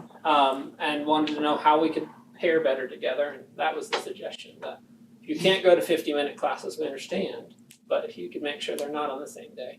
So it'll work just like it did this year. Kids take online classes, or they're taking in-person classes, and so the college really has no bearing on what our schedule looks like, because currently we're set up to go with the same schedule we have now. And the kids, we're just trying to get the college to move them off of Tuesday, Thursday, everything Tuesday, Thursday, and spread them out for us. What would that do if a person takes more than 2 classes?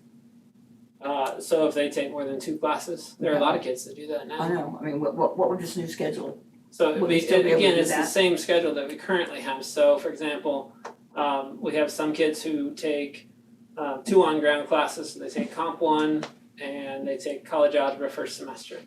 And then they also take an online element or statistics or psych or something like that. And so those students are currently they're housed in the cafeteria to take those classes online. And so they sit in the cafeteria during their time to do that.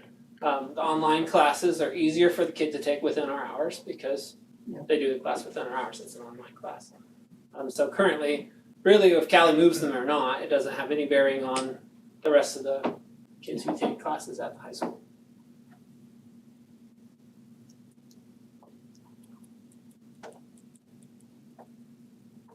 Any other discussion on that?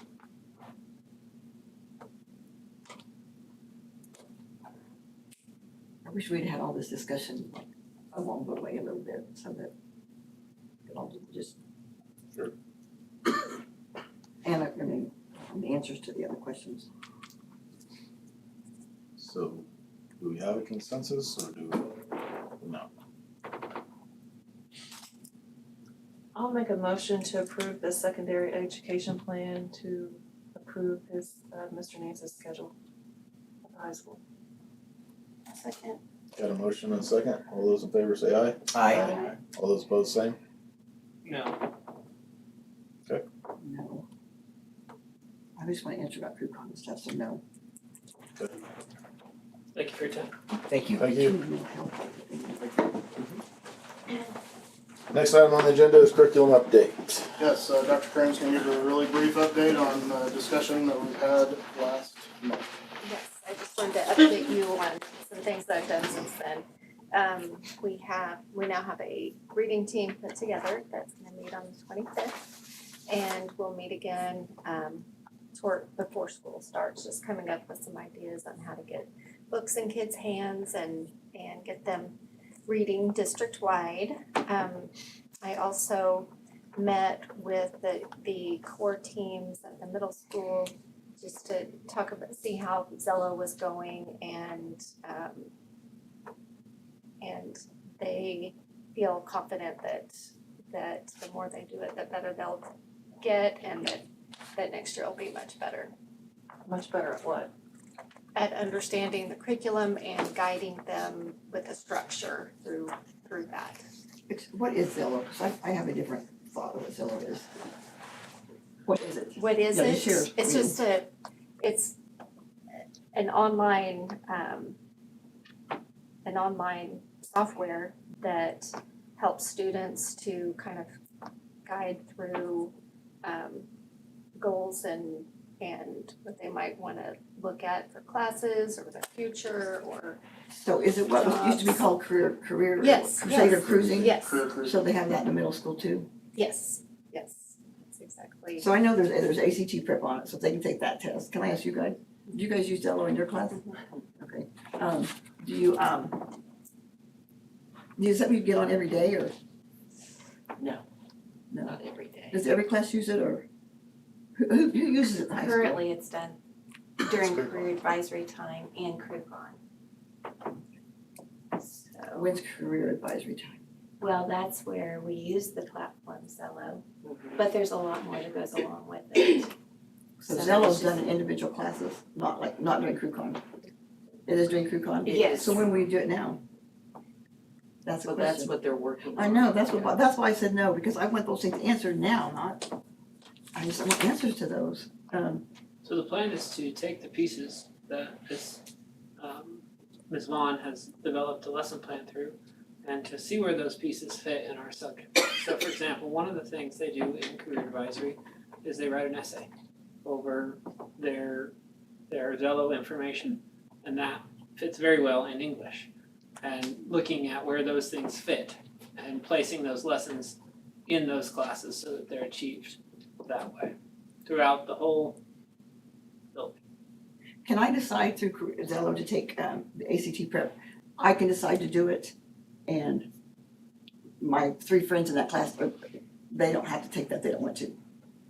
They don't have to practice the questions if they Yeah. choose not to, but it is there for those that want to.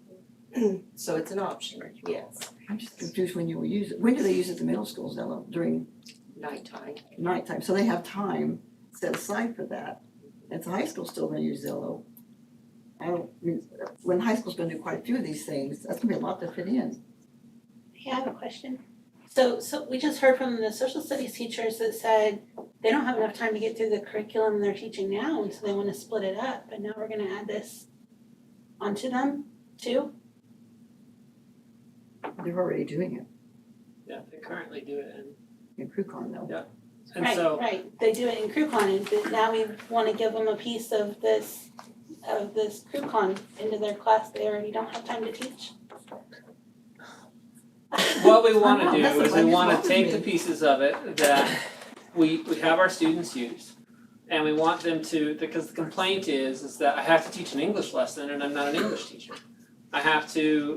We do clear exploration in our business classes, we do it in our social studies classes. We talk about, one of the social studies standards is choices of that civilizations have made. And you can weave those things into those lessons so that they have those. The Zello lessons take, how long, Ms. Vaughn? So a lesson would be with the teacher instructing just one day, and then there's activities for the students. Now, Zello is a platform that has a lot of components to it, Right, that's like interest inventories and learning styles. learning styles, and for students to better understand themselves and to help them get ideas of what they can do with their skills and their interests. And it's just a platform, and the state requires us to have a platform that we're working with students. So it sounds pretty individualized, really. It is. And if I find out my learning style is, what do you do with that? Well, hopefully they would know with the learning style, they would understand how they learn best.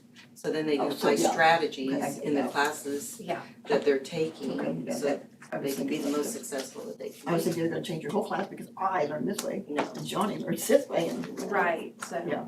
It's just I would have a better way to use what I found out about myself to learn. Yes. Okay. And they do it in the middle school, like in 6th grade? Is that the program, Deanna, that we were talking about, that it's taken, finding out what your career was? Yes. Yes. Like it says I could be a clown, but, or I could be a brain scientist and I wanna be a clown, or it tells you that kind of stuff. Turn that up a little bit. Thank you. Well, I don't know if this matters or not, but sometimes I think there's a misconception with it. I mean, when you answer a series of questions, you're gonna get everything from A to Z and beyond. You're gonna get hundreds of different careers that are gonna pop up. The student then has the choice to filter through those careers, okay, so maybe I just want jobs that require a high school diploma. maybe I want jobs that are just technical, maybe I want an associate's, bachelor's, doctorate. They can also filter by how much money they would like to make. And so a lot of the stuff that it pulls up, you know, they've never even thought of before, and a lot of it, they're like, it doesn't make sense, I don't wanna do that, you know? And so then that brings in conversation, okay, so maybe that's not what you wanna do, but let's think about what skill sets that person has. Like, I was just working with a student today, and the top 10 careers that it suggested for her, none of those are what she was interested in. And so then we looked at the ones that she saved to her profile, and I said, so what do you see in common? And she's kind of looking at it, and she's like, well, I don't know. And I said, well, what I see is that communication skills are key, personal skills. You like working with people, and all of these deal with communications. Now, this may not be the job that you want to do, and that's perfectly fine. This is the one that you want, and that's great too. But they all relate. You have a skill set that's been matched that is good in any of these areas.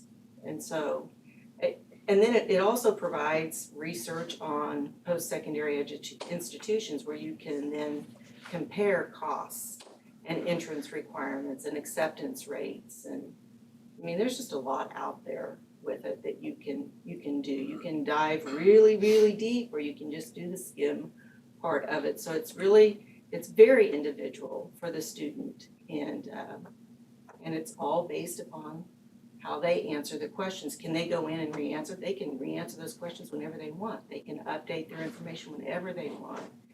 And so it's constantly evolving. So every student right now, 6 through 12, does Zillow. Yeah, this is the first year for 6 through 8. And I think that's where we're finding, where the concern is do sixth graders really know how to navigate Zello to be able to go, do I need a high school diploma? What salary range? That's where we're going. Is this really appropriate for 6th and 7th graders? We're not questioning high school, even 8th grade. Right. It's just the 11 and 12, 13-year-olds are like, is this really appropriate for them? And, oh, go ahead. Sorry, where that's, I feel like, that is the piece that, after talking to the teachers, you know, having that, just like any lesson, you know, the introduction to the lesson, this is what we're looking at today. And then at the end, what did you learn, or what did you see, and talk about those things, just like Renee was saying, if it brought up a career that you're not interested in at all, why did it do that? You know, what questions did it ask you, what's your skill set, or, you know, some of those things. But the topics that they are covering are right on for 6th, 7th, and 8th grade. So how will you do that? This discussion you had with the student today, that's what you're working on to find her time to do that discussion. Works, right. But you're teaching 6 classes and That's what they. 2 are planning. And you won't be able to see those students, Zello students, during those 2 planning times. And they're in class 5 other hours. Do you have any idea how you're gonna do that? Yeah, we're on the curriculum update, we're not on the That is schedule. curriculum. We already voted on the schedule. I know, but I have another question. I can have a question, can I? On curriculum, sure. It is Fire curriculum. away. I'm asking about Zello. I mean, you're gonna work on it, I understand that. So the plan I is have just an to idea. find Do you where have the any pieces fit. I know, do So- you have any idea how to Yeah, they fit in, like, if you're gonna write an essay, if you're teaching those skills in freshman English, let's do an essay over careers, because you can learn both of those. It's called a dual standard lesson. And so we do, how do we write the essay? What are the parts of speech? What are the things we grade you on in English? And then the topic of it, instead of being about Macbeth, it is about what careers you did and how that fits with Zello and how we incorporate that. Because what our teachers are really good at is they're really good at teaching their standards and incorporating the curriculum that goes with it. And so that piece fits with it. And that's how you dually cover those standards. Instead of taking another 45 minutes or 50 minutes in this case, to teach one day of this and get through all of those things, where the reality is there's a very small percentage faithfully doing that. Okay, I had some questions, cause last month I said I was gonna look into some stuff.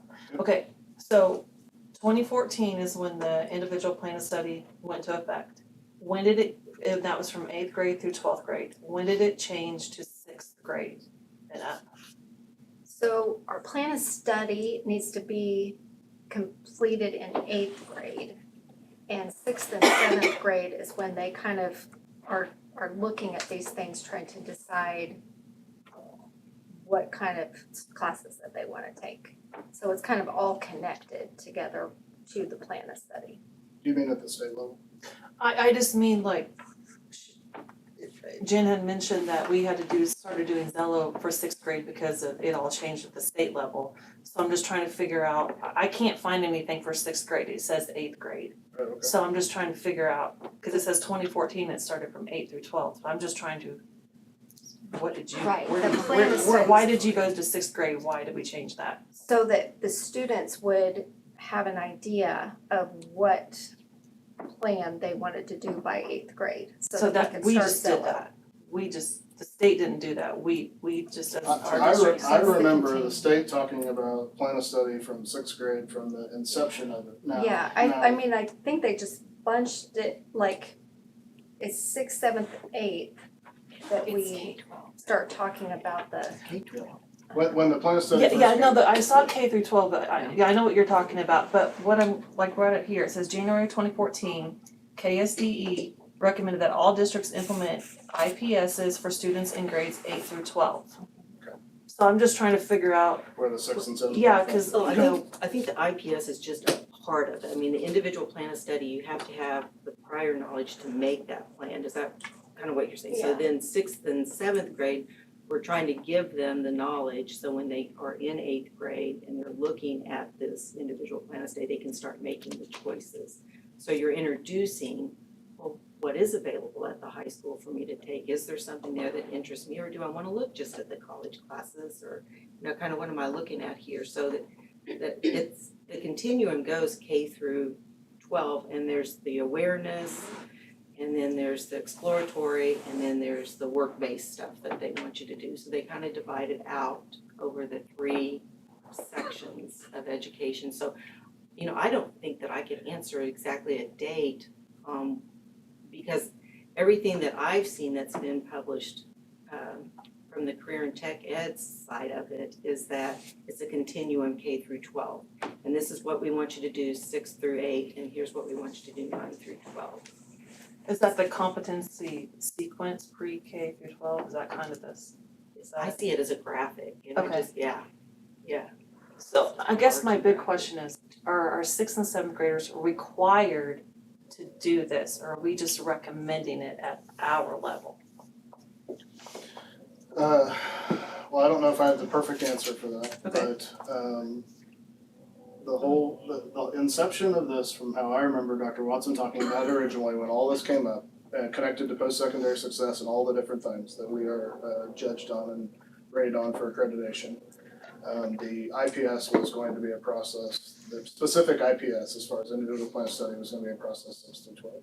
Now, I don't have anything in front of me to say that, it's just from memory from them talking about it. So I can definitely get you information. Yeah, I just Further on wanna know, that, I just wanna know, like, if our 6th graders don't have to sit through this because they're Right. not really getting anything from it anyway, should we be making them do it? That's where I'm at. Well, they will be getting a lot out of it. It's just this year is new for everyone, and after talking to the teachers about it, they feel more confident with it even now. Those lessons are going better. Are we doing all this career stuff because the state's making this, basically? Because I didn't have a clue what I was gonna do in 8th grade, I didn't know for sure. I was gonna marry Ted Mitchell, run the paper, and go to Drury and journalism.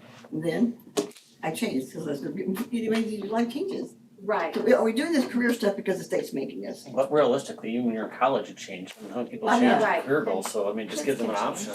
Yeah, all the time. So, I mean, that's my question, are we doing this K through, not necessarily, we're doing this because the state's making us, basically. I don't know about making, I think that is the state's vision for us to do this, yes. I don't know that anybody feels like they're being made to do anything. I mean, there is not like mandate like other things are. Well, all of these things will creep into accreditation, so it'll be part of, it'll be part of what, if you would consider it mandate, but, I don't know that we are doing it because we don't want to, or we don't think we think it's a negative thing that we don't wanna do.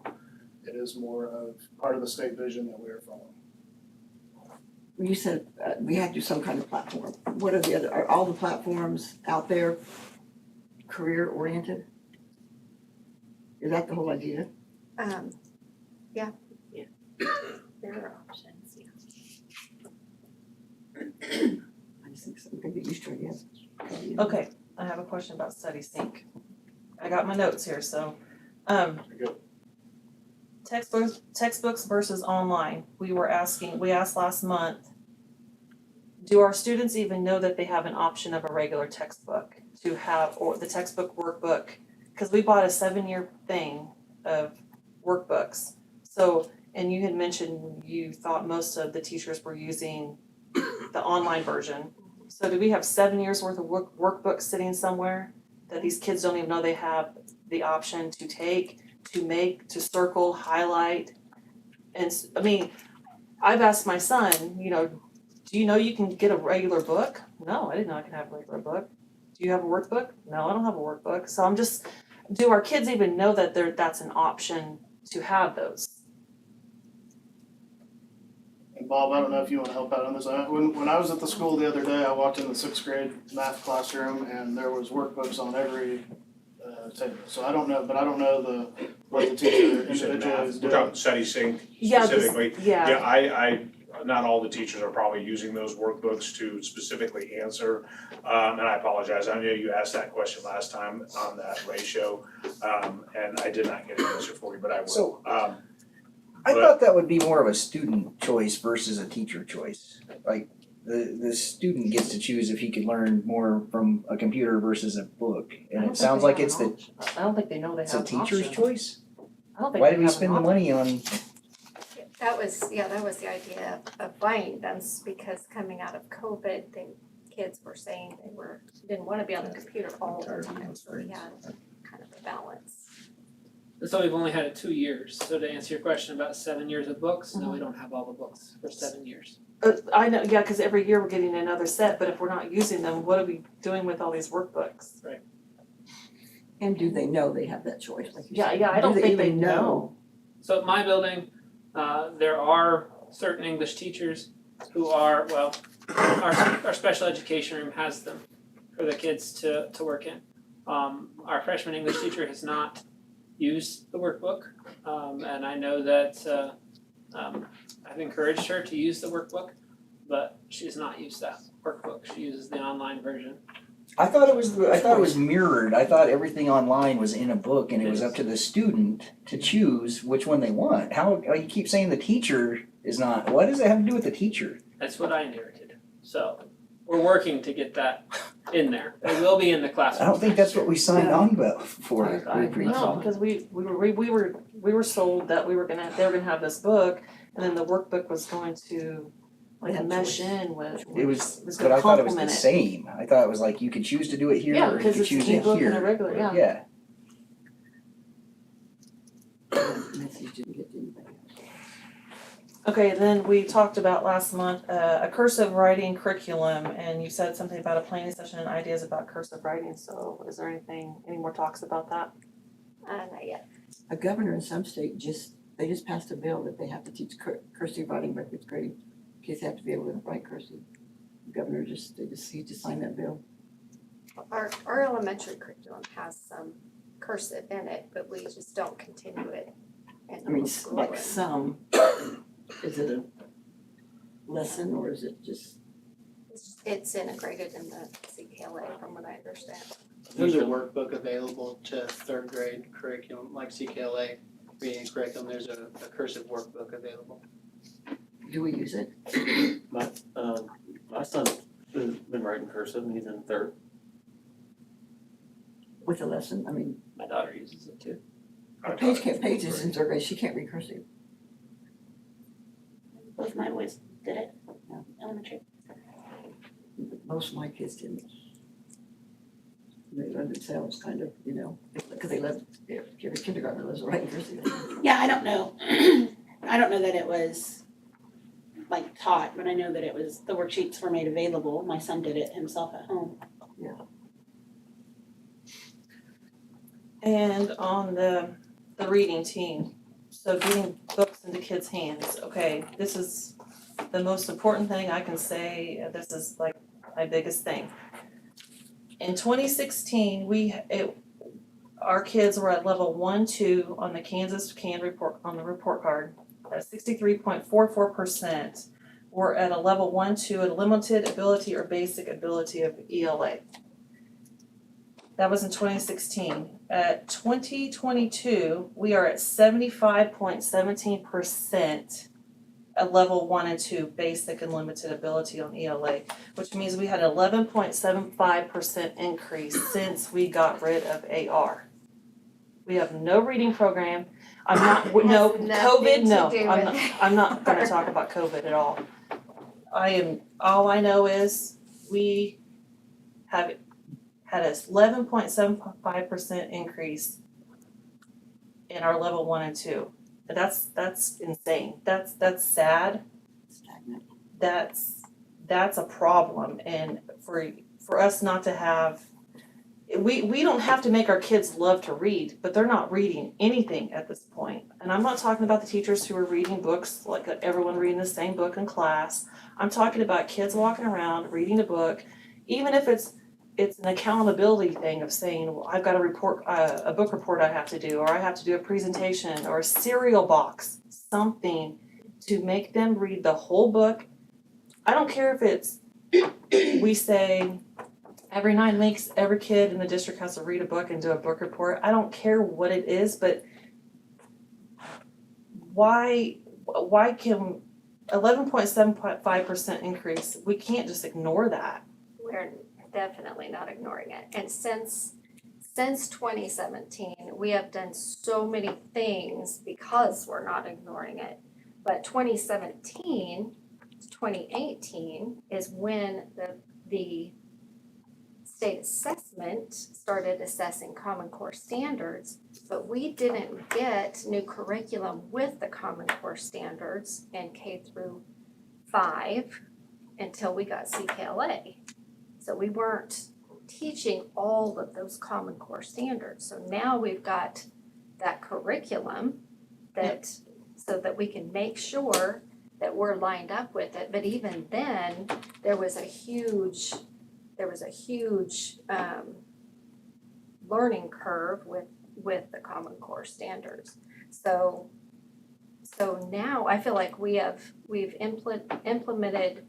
Since that time, we've implemented our MTSS, we've got our new curriculum for reading in there, and we've got all kinds of reading supports that we use. So we should be seeing that turnaround. And what year did we get the CKLA?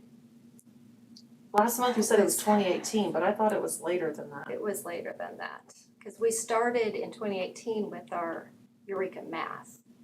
And then CKLA came after that. Was that when we got on the board? Was it right before we got on?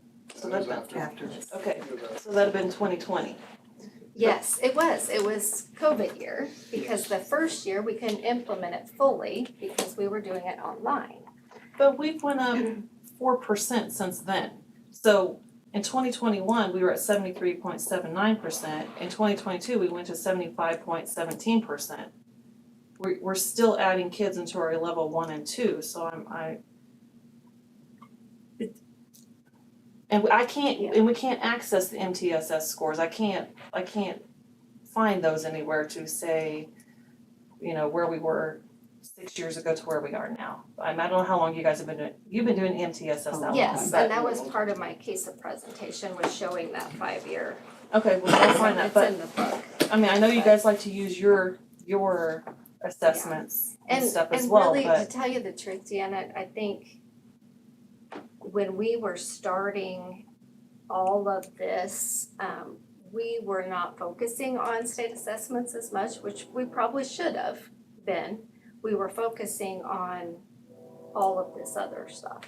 And I really feel like, you know, what you focus on gets changed.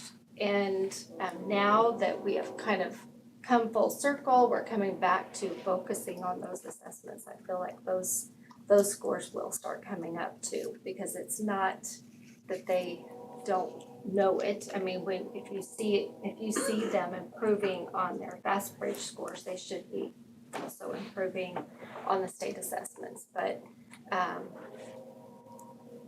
do feel like it'll come together. Have we, like the district, have we received the state assessment scores No, yet? not Is that yet. in the fall or is that? That will be this summer. There's preliminary ones come out, don't they, still? It should come out this summer, probably end of May.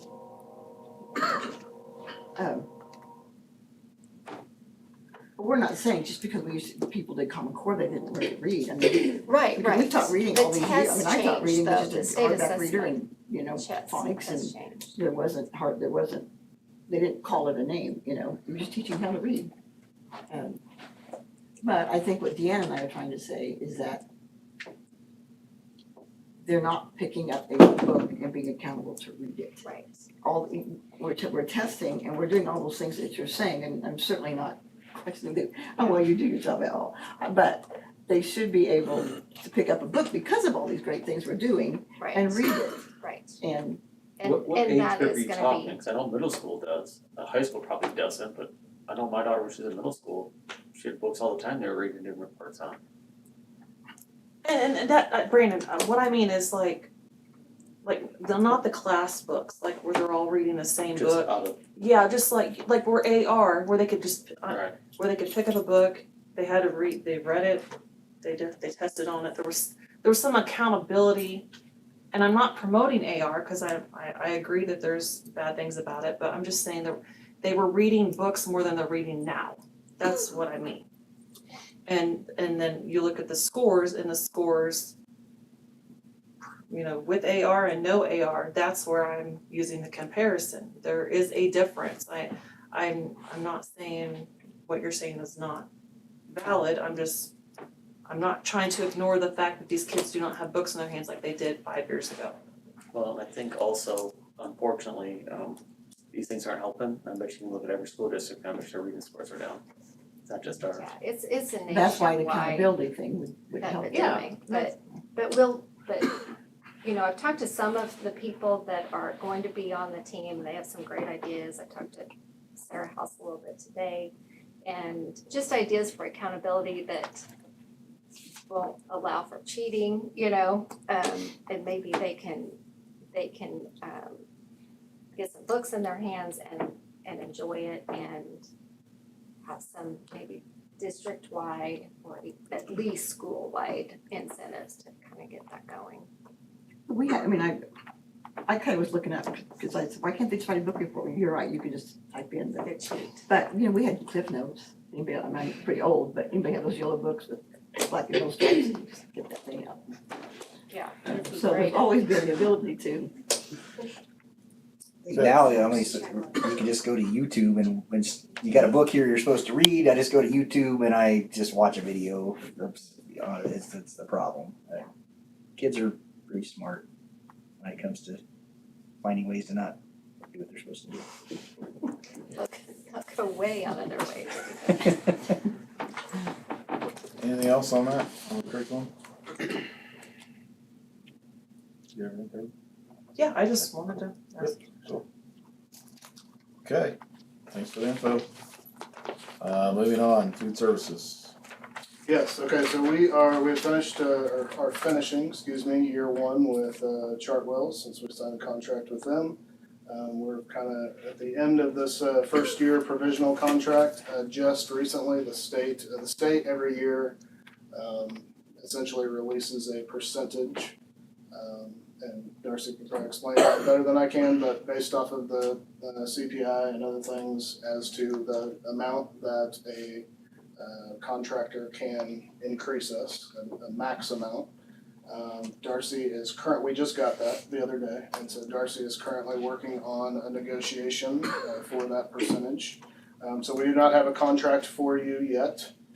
We have just met with the director of Chartwells the other day. We, throughout the year, have had, as you would expect with the first year, we've had some ups and downs as they've got up and going, and so we feel like we've worked through most of those things, but as you can see with the document that was put into your packet, the number of lunches that students are eating in our schools has gone up quite a bit, much more than even when OPA was here, and so that's a positive sign for kids. It's about maintaining that. So just wanted to get that information in your hands.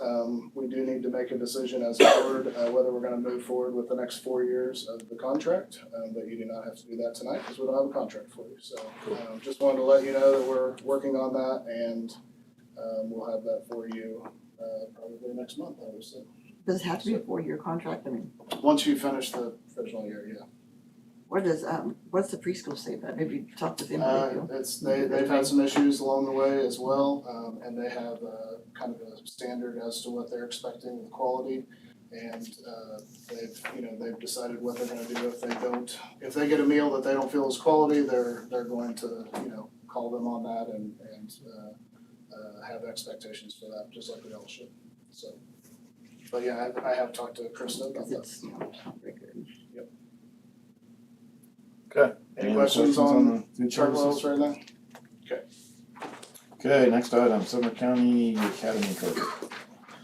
Okay, so we are, as you know, we've been rocking out carpet projects in all of our buildings. We are down to just 2 buildings, which is SCA, which is obviously the old Roosevelt, and then the middle school. And so with budget-wise, with us doing the high school project last year, and as expensive as that was, Darcy is asking or requesting for us to do a smaller project this summer and buffer capital outlay a little bit until we get to the middle school next year. And so the nice thing is, and Kelly, you interrupt me whenever you want, the nice thing is when we went over and inspected SCA, they had put down, I don't know what year it was. It was whenever the FEMA room was.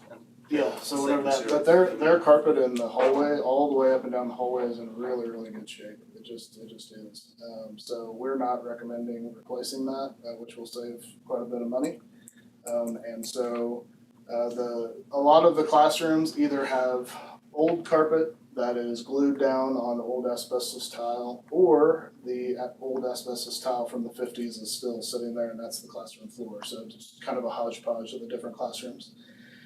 So we're recommending going in and doing the flooring in those, and then also the flooring in the gymnasium. Is that correct? Correct. Yeah. Okay. And then some of the classrooms, the SEA personnel over there, the staff would like to keep in tile as well, because they serve some of their, or prepare some of their lunches and so forth and that. So some of it's going to be VCT tile, and some of it's just gonna be the carpeting. But like Mr. Hatfield said, the whole hallway and the FEMA room has already done carpeting. So we found the spec that matched up exactly with what is currently there. So we'll just be doing some of the classrooms, the staff room, and office areas.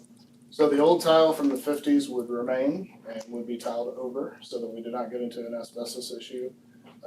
If the only issue is in the rooms that they have carpeted in the past, old carpet, if they start ripping that out and the glue pulls up some of those old asbestos tiles, then they will have to stop the project immediately and have that abated. And so we also put that in your packet as well, so that you saw that we were ready for that in case that happened, to move forward with that. So it's kind of the project we're anticipating for the summer, is getting that building done, and should look sharp when we're done with it. So No need for a vote. What? No time frame. you don't have we're not in to. It's up to you. If you want some time to think about it and look at that, Star was the lowest bid on that. Were they the ones that did the high school? No, they were not. But they did do. Lincoln and Washington. Okay, I thought I knew they did one of the schools. Lincoln and Washington, the first couple ones we did. And they were great to work with. And we actually had to have Washington abated at the time because some of the towns started coming up. At the same time, I went to school probably there, K-6. So, my 2 cents on it is, just something to think about. I think this is a different board than, I don't know, you guys might have been here. I don't think the district needs to get in the landlord business, and we kinda are in the landlord business. I think that maybe there's an option of maybe, do we even wanna look at just selling the building? Not even having it, and letting, Sumner County Academy just take the building over 100%. We do have a bond issue though, that I think we're still paying on there. Kelly referenced the FEMA room, and I think we're still paying on that. That was the last, I think that was one of the last ones we did.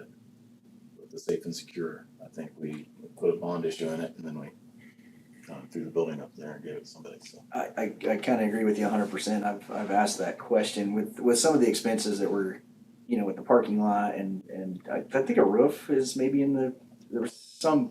Yeah, I'm not sure. I'd have to check on the roof.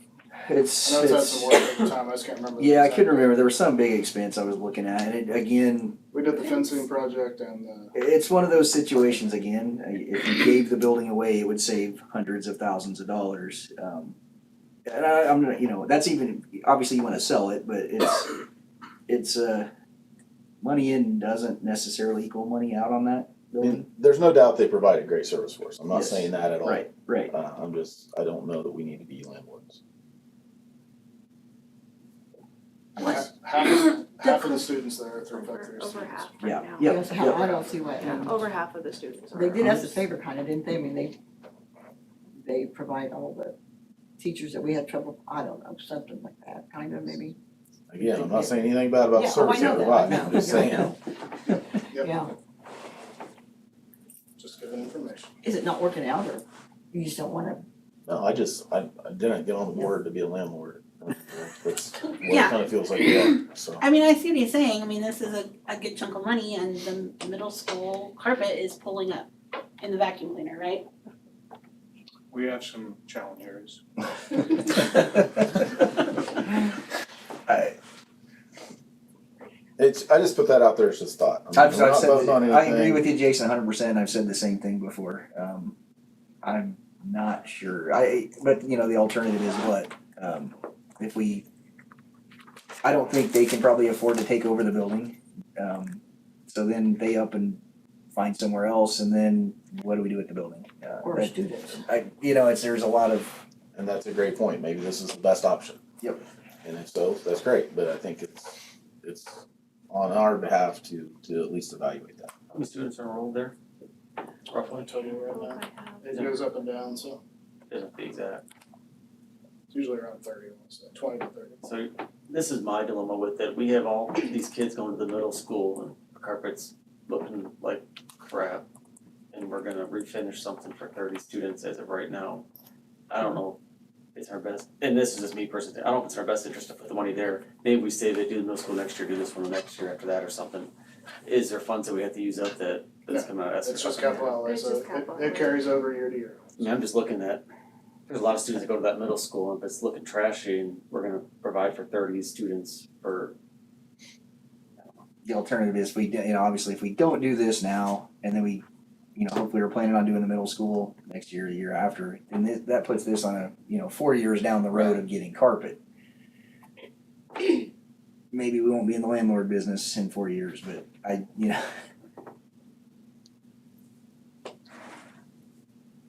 Okay, well, it's So just a what do discussion you do item, with so. Do you think they would be able, they wouldn't be able to buy it? No, I don't think so. Yeah. I don't know So that would about it. be- I don't either, but And they have made changes there. They initially moved in all their business offices, and now I think they moved those out, so. They've moved them out since then. So, it has changed a little bit, so, I don't know, again, it's just food for thought. I That's guess wh- next that's year why it's a we'd have the discussion. funds to do the carpet for the middle school if we hold off on this and then. So we didn't have a lot of extra last year, from what I understand, to put more into capital outlay. extra funds to put in there. And then the high school costs so much, so this, we were hoping to do some smaller projects, just to kind of let it replenish a little and then do the middle school, which is gonna be a big I'm kinda like with project. Brandon on this, I think we should just hold off on the Sumner County and put that money into the middle school and get their carpet for next year.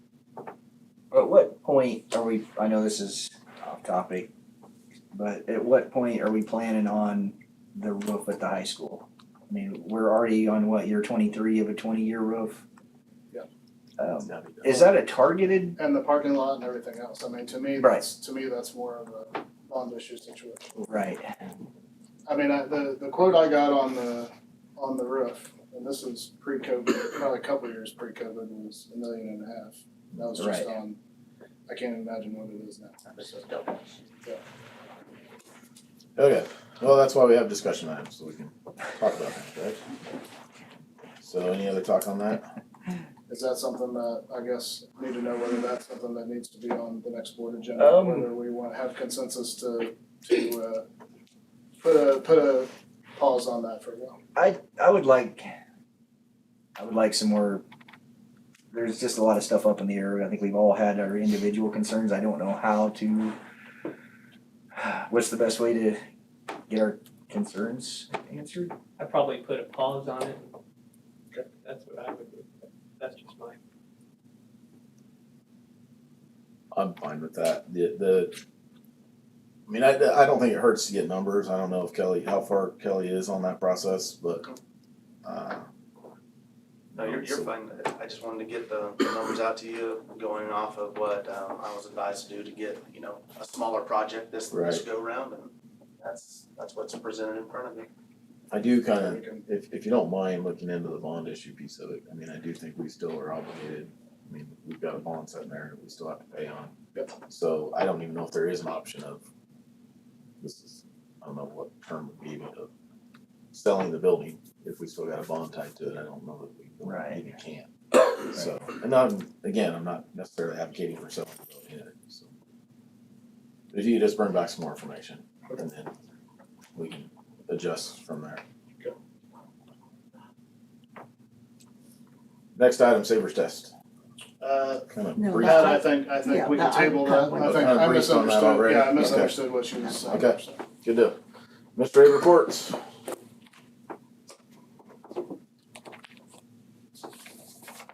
All right. Oh, I got one. And JJ, I'm not piling on to you. It goes back to what we were talking about on the reading and in your report. I lost it, but it was talking about the percentages on Tier one. reading. And we were at 24% in the fall, and now we're down to 23.7%. I guess my thing is, what are you doing? Have you figured out where you need to go to get the reading up? Right, so that percentage has fallen. There were different numbers of kids taking the test. The massive number of kids who in their senior year don't finish the senior year, that don't come back for classes, therefore can't be tested. So that has impacted that strategy as well.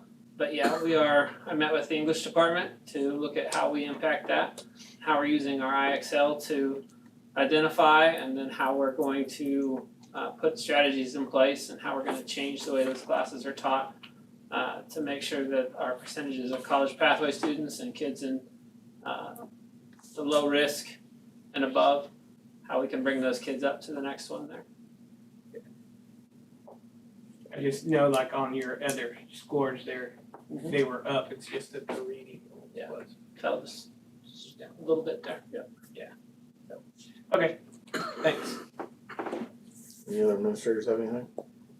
I was just gonna say thanks to the high school students on service day coming out and helped get our curbs painted up and some other things painted and helped us prep for our track meet. And so I think we had about 10 to 15 over at the middle school, so that was nice.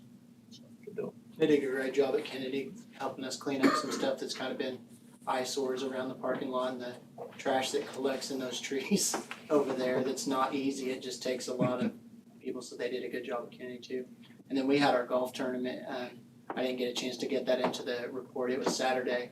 And it went great. And I know there's somebody even on the board that helped just sponsor signs and stuff. So very appreciative of the community that rallied around us to help us to be successful. We only have 2 fundraisers at Kennedy, the Glow Run and the golf tournament. So the success of those 2 events is very important. So thank you to those of you that helped out, and it was a good day. It looks like you're getting more traction on that golf tournament too. Yeah, and it was my first one, so I didn't know what it was going to be like going in. So I think next year it's going to be even better. I think we're It'll going be to bigger, keep. yeah. Yeah, I think it's going to get better every year. Yeah. So And it's pretty much all, I mean, you don't have a PTA, so it's your teachers. it's our staff. Yeah, It's your our whole staff staff that puts came it out on. on Saturday and worked super hard to Yeah. make sure that it went well. So very thankful for my staff, and yeah, it wouldn't have happened without the teachers putting in that extra work to make sure it happened. So.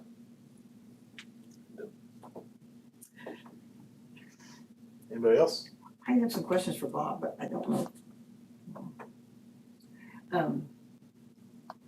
Is next year, are your teachers, there's no deadline for grades? I'm sorry. There's not gonna be any late papers, or you can't give a deadline? If you assign something week 1 of the 9 weeks, I have the whole 9 weeks to turn it in? That's what we're looking at. As a BLT, we discussed it, and we're kind of all over the board at the middle school. And so what we're finding out is, especially as students are getting acclimated to the middle school, when that pile of work starts to grow, and if there's a deadline and they don't hit that, what are they learning? To me, the whole goal is that they learn that material. And yes, we need to teach them some responsibility, but if you give them that quarter to work on it and they still turn it in and they're still getting the benefit of that assignment, we felt it was more beneficial than having just a deadline, sorry, we're not taking the work anymore. Because some of them would just do that and not turn it in. Yeah, but two thoughts on that. When they can, and this is just something I think we need to find a way to fix, not if you can fix it. When they can flunk everything and still move on, you know, that's the reason some kids don't turn in anything. You know, I mean, they'll have the 9 weeks where everything's an effort. I But mean, they keep- retention's another question, but I mean, I don't necessarily disagree with you. Yeah. And I'm not questioning, you know what I'm saying. Yeah, no, Yeah. I agree. I mean, yeah, it's, I just, when we talked about it again as a BLT, we just felt like, yes, we need to put a percentage in, which we're gonna vote on, as far as what do we as a staff feel is appropriate, for, you know, reducing the percentage of a grade for their late work. We just felt like, you know, given that deadline, if you don't move past it and they don't get it, they're just like, and then what do they get out of that So assignment? you're kind of looking at, like, if I don't turn it in, if I turn it in a week late, it's 20% reduction, that kind of thing, so that there are. Yeah, there's consequences for absolutely turning it in late. We Yeah. just felt like we Okay. wanted to still give them that window. Because there are kids that you get towards that end of that grading period and they're like, oh, and they start panicking. And then if you give them no option, we just felt like that was more detrimental than, you know, giving them the ability to turn it in late and at a reduced grade.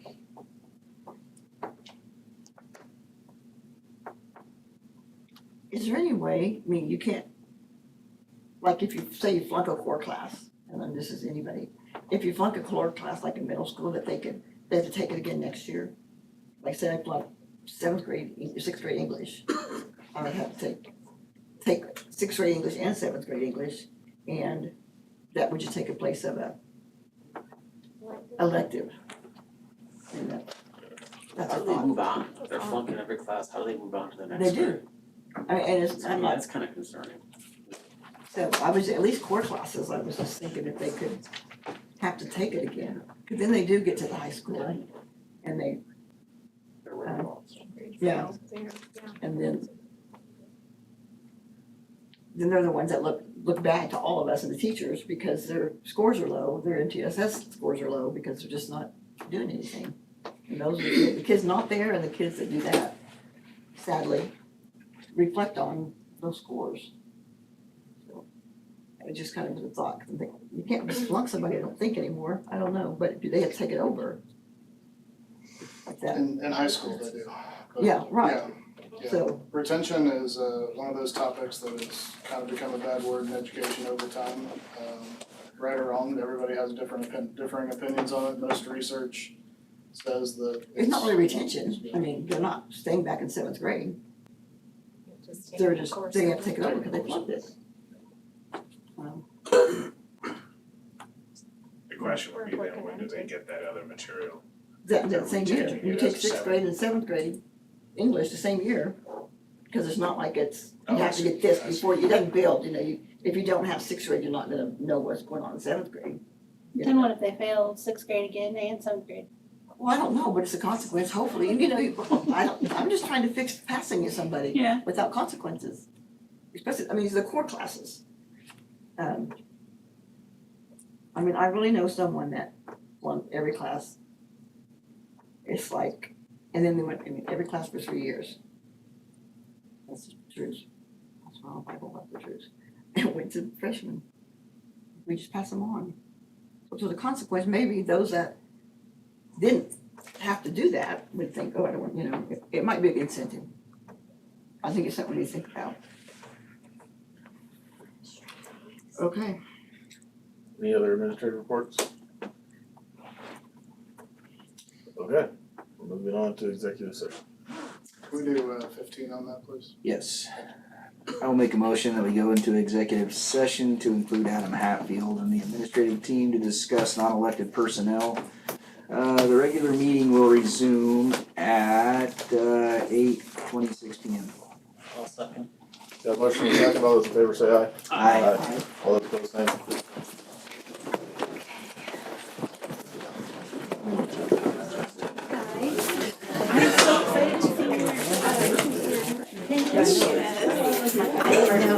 That's what, I've always thought that's what they tell us.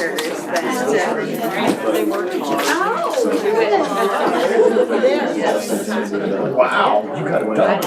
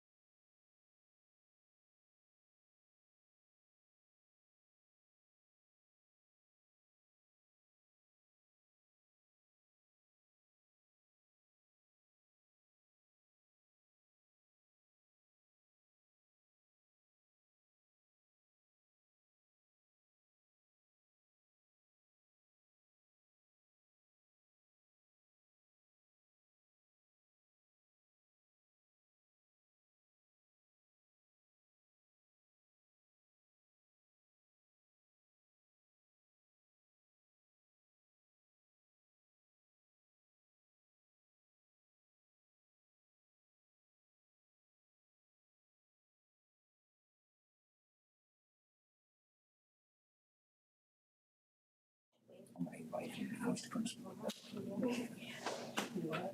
I'm gonna invite him, he needs to come to our next meeting. Is that all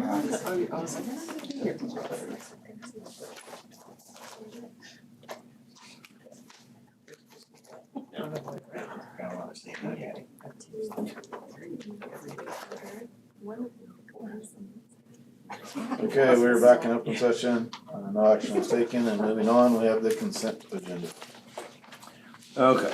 Approve the minutes of the April 10th and April 24th meetings. Approve payroll and bills. Payroll, $1,051,779.48. Bills, $772,523.27. Transfers at risk, $100,000, and vocations, $75,000. Personnel, approve new hires. Travis West, maintenance and grounds for the district. Zachary Reed, summer grounds crew, district. Rossica Waddle, para, Kennedy. William Bauer, custodian at the high school. Ashley Fries Barons, math teacher, high school. Amy Gomes, science teacher, high school. Mallory Ashworth, math teacher, high school. Krista M., speech language pathologist at Lincoln. Lisa Olette, occupational therapist for the district. And approve the resignations. Troy Jones, custodian, middle school. Alexis Wilburn, social worker at Lincoln. Amy Harvey, occupational therapist for the district. Kaylee Jenkins, school nurse, district. Micah Rogers, special education at the middle school. Assistant volleyball coach, high school. Assistant track coach, high school. Assistant powerlifting coach, high school. Jenna Roush, assistant volleyball coach, high school. Samantha Brown, assistant cheer coach and pep club at high school. Kelly Nance, pep club, high school. Austin Lloyd, assistant football coach, middle school. Ross Foley, PE instructor, assistant football coach, powerlifting head coach, assistant track coach at the high school. Abby Biles, title interventionist, Lincoln. Jeff DeJarnett, assistant football coach, middle school. Lindy Fike, fax teacher, middle school. Cheryl DeHaven, library aide, high school. CJ Carey, assistant boys basketball coach, high school. Bridget DeJarnett, spelling bee, middle school. Allison Rosalind, social worker at Eisenhower. Jessica Walker, assistant cheer coach, middle school. And Kyle Schmidt, esports head coach at the high school. Approve transfers and position changes. James Freeman, high school custodian to night custodian at the middle school. Milton Bradley, night custodian to lead day custodian at the middle school. Mary Catlett, para to custodian at Eisenhower. And Chris Starnes, Lincoln fourth grade teacher to gifted facilitator. And approve Crusader credits. Joe Newman, coding certification. Samantha Brown, trauma training to trauma trainer, TASN. Liz Aguilar, letters. Amy Jenkins, letters. Amy West, letters. Jamie Lowe, letters. Gina Schnell, letters. Christy Byrne, letters. Ryan Swigert, letters. Daphne Adams, letters. Heather Schmidt, letters. And Holly Cornejo, AP college board work. Okay, I'll make a motion to approve the consent agenda. Second. got a motion and a second, all those in favor say aye. Aye. All those opposed, same. Moving on, board member comments, Pat, you wanna start us out? The sports banquet was this week and it was really, really nice. I thought Ellie did a good job for the first time. I think she's kind of nervous, but went off real good. That's it. I want to say thank you to all of our teachers and administrators for a wonderful year. And I think we've done some good work and made some good progress, and I look forward to next year. I'm gonna echo what Andrea said, and also congratulations to all the graduating seniors. That's what I was gonna say, and I have a question, what's letters? What are they certified on? What is that? That's the science of reading. Okay. Anything else? So yeah, I'll echo those comments to the seniors. Great job to the staff, another year behind you. Also, I believe Thursday is Alan Hiskin's last concert for the district. So get a chance to swing out, band concert, kind of finishing out the year. So yeah. Nope, don't have anything. Want to remind the board that you are invited to graduation and you're invited to sit on the stage. It's always usually a face full of sun for a while and so.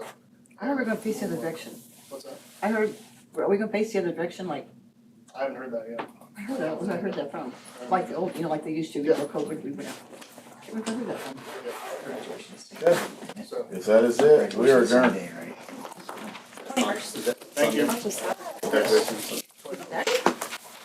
Oh, yours is Saturday.